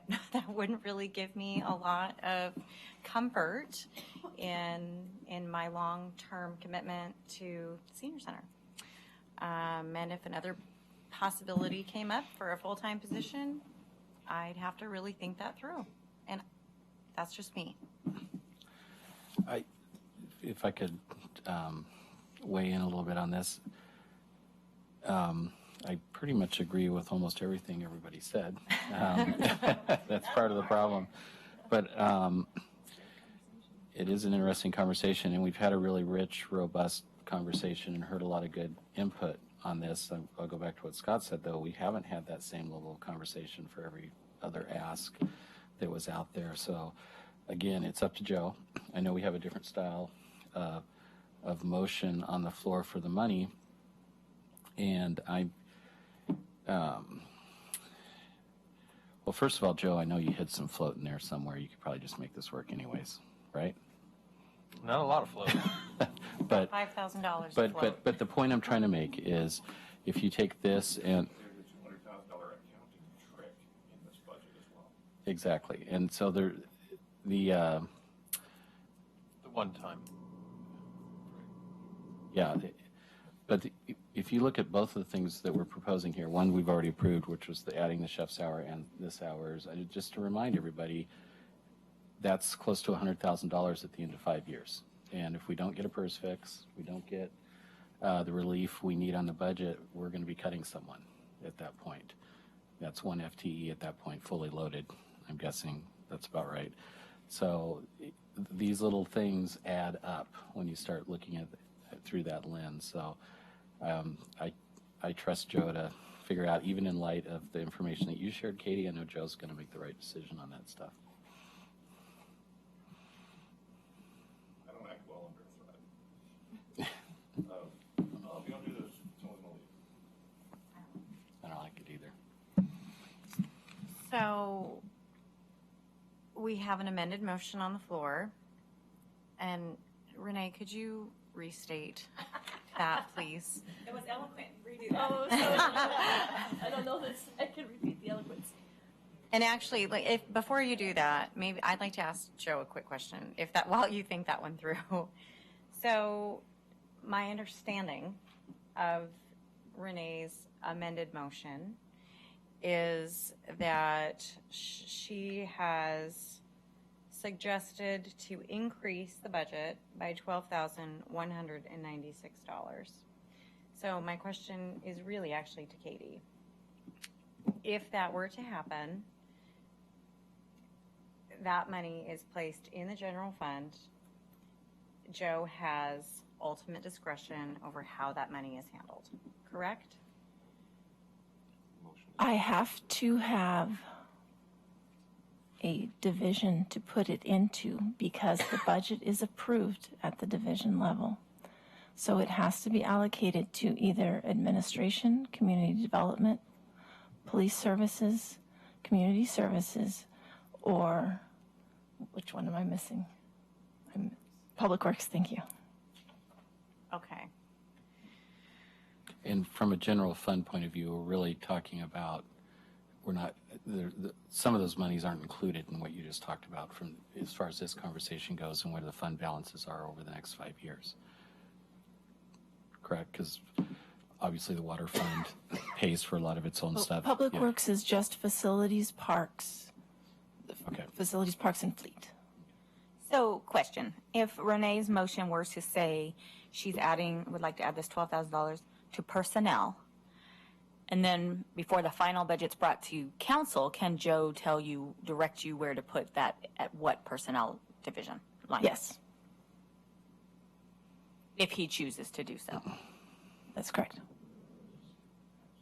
Let me just ask a quick question. Where is this money coming from? That balance, that $17,000 balance. Okay, the 17,000, okay. On the first year. We might be next year, but. Okay, Renee, are you prepared to restate the motion? Ready, hold on to your seats. I move to approve an amendment to the 2019-20 proposed budget to add the amount of $12,196 to allow for additional personnel as needed by the city manager. I second. Any further discussion? I have one more thought. Sorry.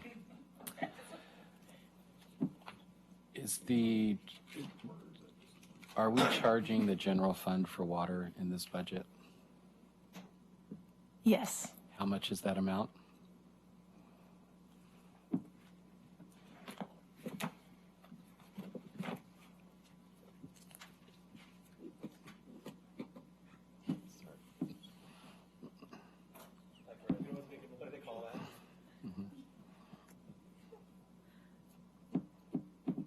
While she's finding that number, that's a fairly significant number. That's what I thought. And as I understand it, we're not required by law to bill ourselves for water. You are correct.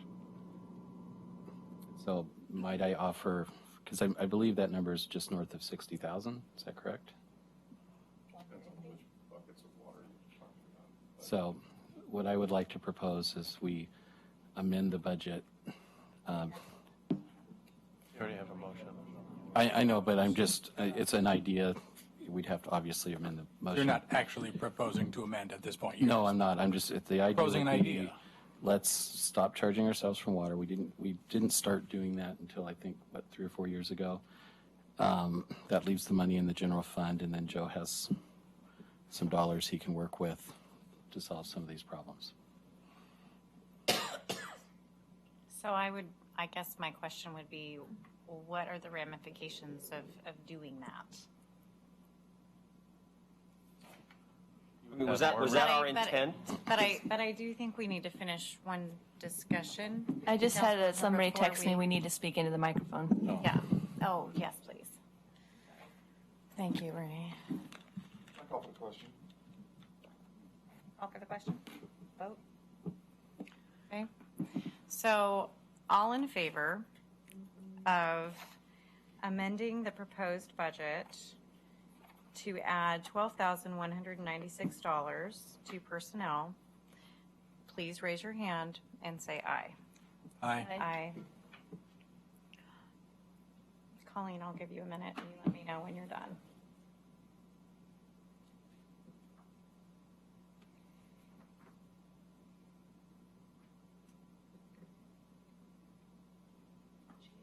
I don't know. Did you let me?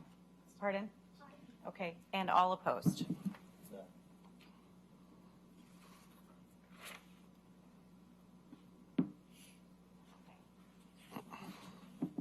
Motion failed. I couldn't see all the hands. I move Okay. we adjourn. Councilor Rossner, you had a. Katie, do you have that number? I'm still looking for it. I don't have that at my fingertips now.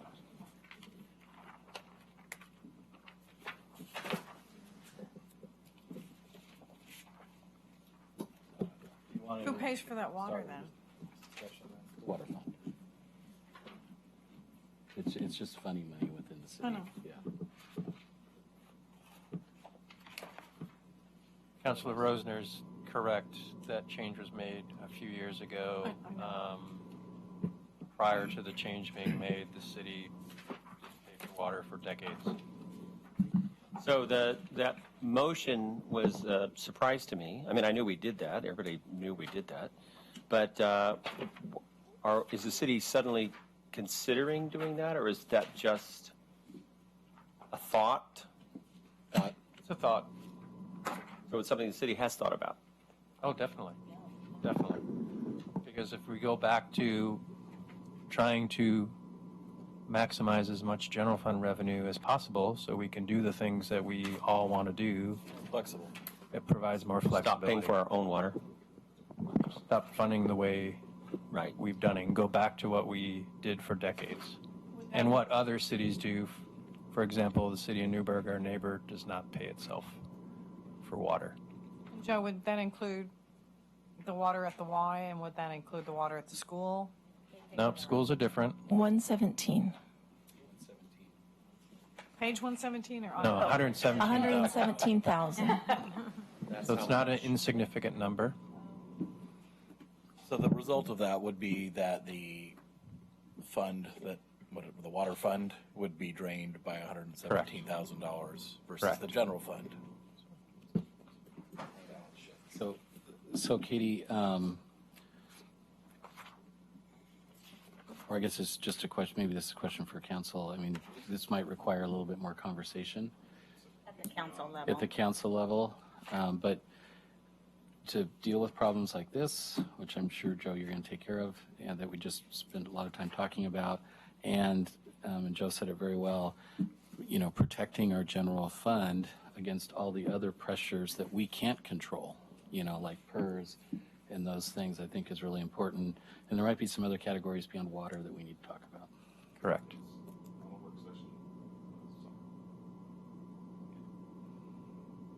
Yeah, I would not make that shift solely on my own without full disclosure to council and guidance from council. But we've had those conversations internally. Yeah, it was my understanding that that wasn't included in this budget, and it was. So. And it doesn't need to be. We could make that change. Correct. At the council Correct. level, at your level. Yep. Yeah, okay. I would argue I can make that change without council direction, but I would not make such a change without discussion with the council and having support of the council. Is that work session before budget? Before we adopt the budget? June 18th. I'm sorry. Yeah, June 18th is the work session. No, I don't believe it's going to. I don't think so. Yeah. But if council chose to go that route, this would free up money to allow Joe to make other decisions Correct. that we weren't able to make during this budget process. Right, or fix the trick. Right. We have a $200,000 trick in this budget. I second the mayor's motion to adjourn. I'm actually really interested in what you mean by that. So we have a motion that's seconded. We don't have a motion. Yeah, he made a motion to adjourn. and Oh, that's the second. oh, okay. Yeah, I did motion to adjourn. Any, I still want to adjourn. any discussion to adjourn this portion of the meeting? Are you motioning to adjourn the entire evening? No. No, we still have URA. Just this, so. just to the, budget okay, committee. just, Then we go to the urban renewal. all in favor? Aye. Aye. Any opposed?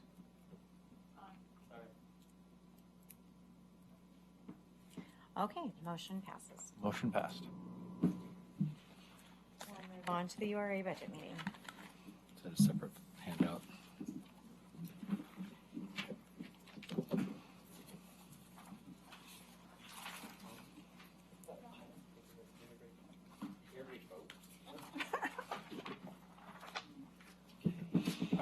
Curious, was there some other amendments people wanted to make? I just heard Well, a I just question. think we were I heard having a an open question on the discussion. table. It seemed like we kind of rushed right through that because somebody was getting irritated or impatient. Well, I it felt felt like that it was a discussion that wasn't relevant to budget committee meetings. And I think that's a personal call. So I I just didn't want to make think sure we I were didn't done short with that. circuit anybody's desire to make additional amendments. Thank you.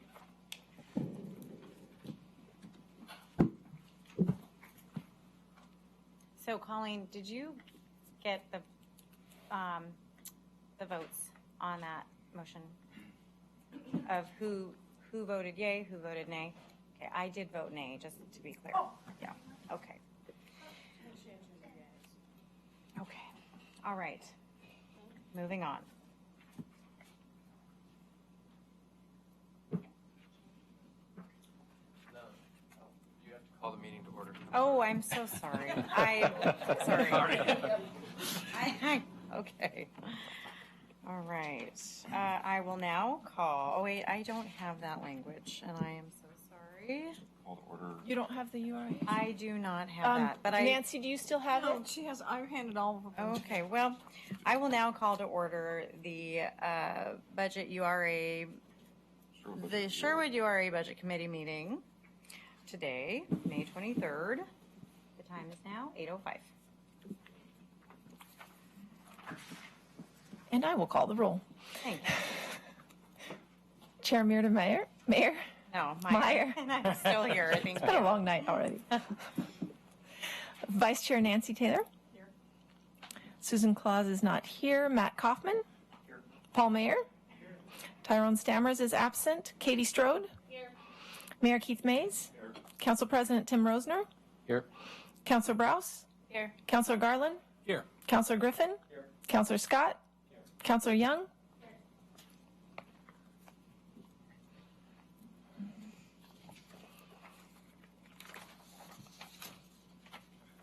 And Chair, if you could call for public comment. All right. I really need the language. Should it be the same? All right, so tonight's URA meeting will be a working and listening session. Will we have time for public comment, Katie? Yes. Thank you. We will have time for general public comment at the beginning of this meeting. If you do wish to speak, please fill out the public comment form and give it to Colleen. I will recognize those persons wishing to speak, and any questions should be addressed to me. Colleen, have you received any public comments? Okay, so with that said, I will close the public comment period and invite Joe to begin the budget message. And this will be very brief. The budget message, the written budget message for the URA is toward the back of your book. It's labeled page 1.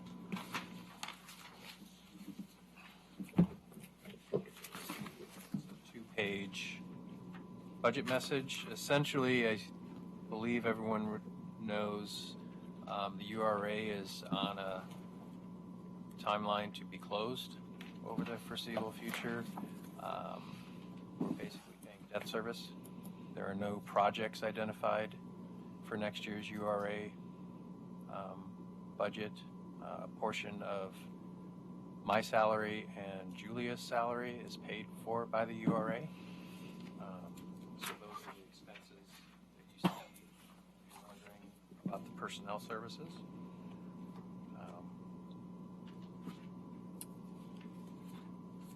Katie, you had submitted or sent out this document. It may be helpful to explain what that is. Yes, so one of the things with the URA is we've been looking closely at when can we close. And so I've been working with PFM to look at our debt and when would be the best time to close out the debt, to pay it off, when our bonds are callable, when we could put money into escrow in advance of calling them. So basically looking at all of these different cash flows to see what our best option is. And so what you see in the budget here is sort of a two-pronged approach to closing out the URA. The first piece that you'll notice is to retire early the first piece of debt. And that causes, as you'll notice in the debt service line on the cash flow projections that's in your packet, you'll notice that we go from 2.8 million every year to a jump up to 5.7 million next year, and then back down to 2.3. This is because when PFM looked at all of our debt, they said, oh, did you realize that this one piece of debt, you have the right to prepay, and all you have to do is give them a 90-day notice with the state, and you can prepay. This would save us $500,000. And we have adequate with the amount that we would levy this year without using our full tax increment to pay this one off. And then by taking less than our full tax increment but still levying each year, we can then have the right amount in 2023 to be able to retire the debt that is callable, and then set aside what we need to put into an account to defease the rest of the debt that is not callable. So basically, if your bonds are not callable, you have to set money aside with enough to grow enough interest as will have to be paid out on the debt to have it defeased, basically, so that we can close the URA. It's the only way to close it. And so this proposed method for the 5-year scenario is what was used to calculate the taxes that we used in the 5-year scenario to increase the tax income by running it through this scenario to bring more taxes into the general fund by smoothing it out, by paying that lump sum and then lowering it in the future years in the URA. So I wanted to make sure you saw what I was doing that's different than what would be planned. And if this does pass this evening and it passes council, well, if passes the URA board, then we would contact the state and notify them that we want to prepay, and we would get a new payment schedule, which would then have the definitive numbers on the interest. So this year, the debt payment wouldn't exactly match like it normally does because we don't yet have an exact schedule because I need a definitive answer before I can notify them that we want to move forward with this plan. Go ahead, Mayor. So to be clear, under your scenario, there's no reduction in the float above that's currently being dispersed to all taxing districts. Because we have debt service and there's taxes collected above evaluation that's being dispersed to the city's general fund, to the county, to the TVF&R. So this scenario does not impact that amount above that because we're just, it's not using the right. It just impacts the tax increment financing. So right. So my statement is correct that changing the payment, doing the balloon payment, paying one off early, saves us some interest. It doesn't do any harm to what we're already getting dispersed that's above the debt service. That's correct.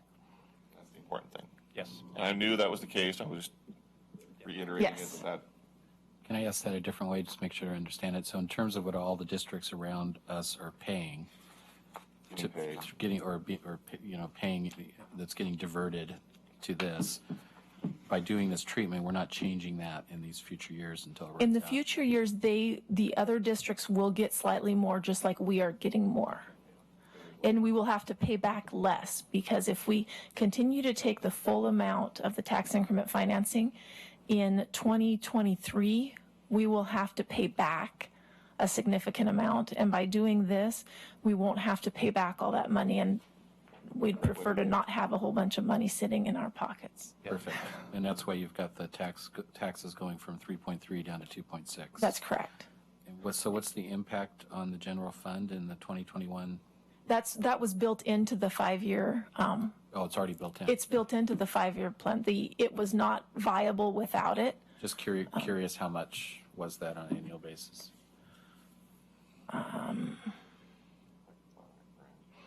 It's 500 to 600. Yes, I believe. If you want to come by, I have different scenarios. I have all kinds of scenarios where it run different. $1 million range. Yeah, well, kudos. I mean, because this is the exact type of creativity and things we need to be doing to protect ourselves. Again, what I said earlier, from all the things we can't control, like PERS, and that's amazing. Awesome. Thank you. So does this mean, because I don't understand all URA, all this stuff, but does this mean the URA would be closed at 2023? Yep. That's correct. And then that would divert everybody back getting their full taxes? Yep. Correct. In our school district, city. Yeah. It's essentially, as Katie and others are saying, she presented this scenario during the budget process, and it gets back to trying to protect our general fund and get some more money in the general fund. We benefit, our other taxing districts benefit. Do we let them know this is our intention, or? It's by law, you can't extend it, you have to close it. Oh, okay. So you reach the maximum indebtedness. So they should be aware of that then. And they should be happy too, because Right. they're going to see what's going to bump. And then the law changed in a couple ways in the last 15, 20 years. First, you're no longer allowed to extend it. There are urban renewal districts in Portland that just kept getting extended. And when those finally get closed, it will be an incredible windfall for all the different taxing districts in Portland, because they've got massive ones that got continued forever. So that's ended. So we never had that option. We never planned that to be extended anyways. And then the other change to urban renewal districts is once you reached your maximum indebtedness, you couldn't pay off early normally. This is the one kind of exception. So you peak at, this is your debt service now for that maximum indebtedness, but the property value keeps going up. So now you have a spread, and the spread above your debt service gets dispersed appropriately to all the different taxing districts. Can you imagine where we would be right now if we didn't get the $1 million from the sale of the school property and didn't have this opportunity? Right, if it didn't close as soon as it did? Yeah, that would be huge. Yeah.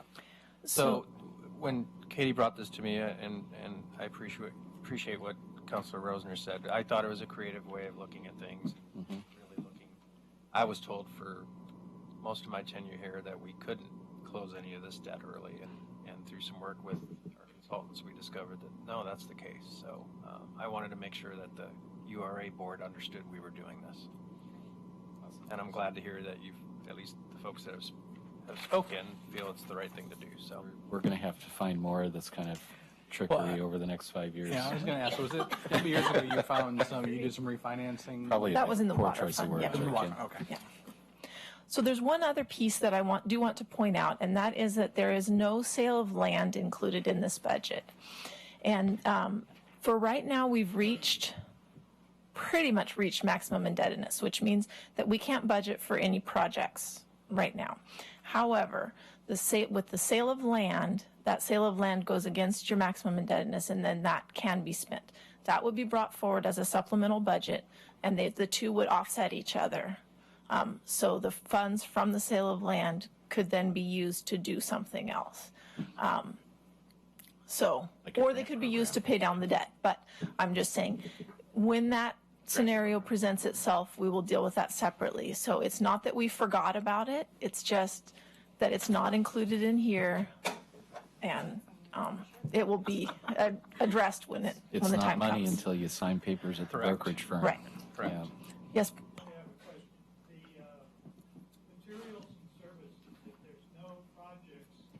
Can we pass him a mic for if anybody's watching? Sorry. Thank you. The material and services line, if there's no projects planned, what is that money for? So we have, again, Joe and Julia part of their time is in this budget. So there are certifications that are required and there is training that is needed. And so part of that goes into the URA budget. It's a legitimate use of URA funds for those who are leading the URA. So that materials and services is for dues and for training that goes into that. And that's primarily for me. That's, the only thing I see under that is $2,645, and then there's a cost allocation. Is that So goes we back have, to the general fund? if we want to sell property, we have to get appraisals, which Cost money? cost money. So if we do any appraisals, if we do any small projects, so for example, we had a sign that was going to go up and then it was not going to go up and then it was going to. So there is a little bit in there that is for if these little things do come up, because again, this is a projected cash flow. So, so there is that type of thing, but mainly it's appraisal, and then we pay a small amount for the financial statements, not financial statements for audit, but there's a different type of statements that are required for a URA that have to go out. And then for the debt, for example, the PFM, the consultant who's been looking at the debt, that also costs some money. So those types of things. Thank you. And Katie, does all the property that the city owns, is it all in URA or is some not? Oh, no, Okay. just a few lots are still left in the URA. Okay, that was my question. How much is the value right now, you think, of the property in URA? It's hard to say at this point. We don't have current appraisals for all our property. So How many acres would you say? Or- I would have to compile that. I don't have that. It's not readily. available. We don't have those numbers available anywhere. So we can tell you what those properties are. I don't know that we can tell you we have it. We just don't have it available. So there's the cannery lots, the vacant cannery lots, the Robin Hood Theater lot, the old schoolhouse lot that are sort of vacant, undeveloped. Yes, there's a 5-lot off of Sherwood Boulevard that's zoned high-density residential, but not very developable at all. And then there's the parking lot, but that's considered developed. And Joe, I do believe we have appraisals are just dated right now. Yes, that's what I'm saying. We don't have current appraisals. It's been at least two plus years on most of those properties. Do you have any idea approximately what that was 2 years ago? Okay. Just curious. The amount of data that we. I don't think it's a. I'm going to guess a million. a couple. Trying to see if I can start a pool. I would guess quickly sort. When you look at all those lots, a couple million-ish. Okay. But it's not real money until you sell it. Right. So was the school part of the URA? What school? Schoolhouse property. The old schoolhouse property. The old schoolhouse property. Let her decide which school she's talking about. I'm talking about the high school. Was that, who did that land belong to? Was it the city or the URA? So the new high school under construction now, there were 20 acres that the city's transportation fund bought. Okay. And the city sold most of that to the school district. And then the school district bought another 50, 60 acres from other property owners for the high school site. And the reason the city originally bought that was in anticipation of MISTIP-funded projects to improve Elwart and Kruger and Sunset intersection. So when the high school came in, that got reconfigured. So who owns the Tonkin land? Is it individually owned or does the city? Private. That is private. It's 100% private. Other than the 40 acres, which there's going to be a water treatment plant built on it, by the Hillsborough, Beaverton, Tualatin Valley Water District Consortium, and the acre or 2 acres where there is a Tualatin water system reservoir. But those are not tax producing Correct. entities, correct? Correct. And none of that is within the URA. Okay. Correct. The URA is just around the downtown core. No. URA is a dumbbell. It's downtown Sherwood, then goes out, includes. I was referring to the properties or just around the downtown. No, it's actually, it's pretty much almost all of our commercially zoned properties. Correct. That's. No, I'm still not being clear. The property that we own that we could sell is in the area. Is in the mostly downtown just area. around the Yep. downtown core. So Yeah. The land that's in the down urban there, renewal district over here, over there. is much larger. No buyers, right? We've asked for an RFP on one lot, and the others are not currently listed for sale. They're not listed for sale, but they could be. At the will of the URA board. Correct. And this new position that you're getting, that's going to be doing. Economic development person. Economic development, selling Sherwood. It would be part of their job, correct? That's a decision for the city manager on the set of duties. I'm not sure if that person, if hired, if their job is to market and sell city or urban renewal property. Not at this point, But it could because if we anticipated that a portion of that new person, he or she, if they were going to be doing URA work, as you're suggesting, we probably would have put it in the URA budget. So I am more interested in developing the Tonkin employment area and other areas versus having that person focus on selling property in the URA. What value is that property sitting idle? Is it considered an asset if we want to borrow money? Is that the value of it? Yeah, you could borrow against it, certainly.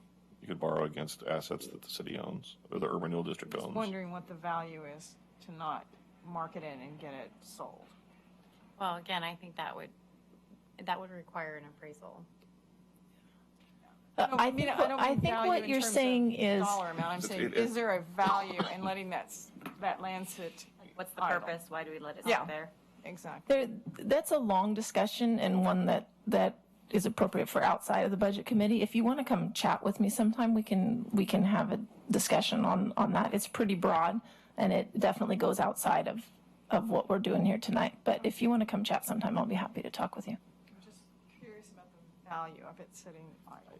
And if I could just add one thing on that, another way of looking at that is since we own the property, we have a little bit more control over what goes in there. And I think we need to do some planning about what we want all that to look like and what type of properties or businesses or whatever, mixed use, whatever it could end up being goes in. So just throwing it up for sale to get the money might be a little haphazard, and I think we need to step back and really think about it. We've done that once before, and we got a little bit of blowback in the community. Yeah.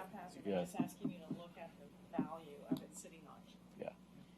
Can I make a motion? Yes. Can I make a motion to approve the Sherwood Urban Renewal Agency fiscal year 2019-20 proposed budget and tax rate? We need to include, I'm sorry, I appreciate it. Give me the script. There, just, Nancy has the script there. There's a very specific number that has to be approved. I could include them in the packet. That would be helpful. I move to approve the proposed 2019-20 Sherwood Urban Renewal Agency budget. I also move that the committee approve taxes for the 2019-20 fiscal year of $3,500,000 for operating purposes. Doug? Second. Okay, there we go. I will, any discussion? All right, I will now call for a vote. All in favor, please say aye and raise your hand. Aye. Aye. Any opposed? Motion passes. The URA budget meeting is now adjourned. Thank you all for your time. Thank you.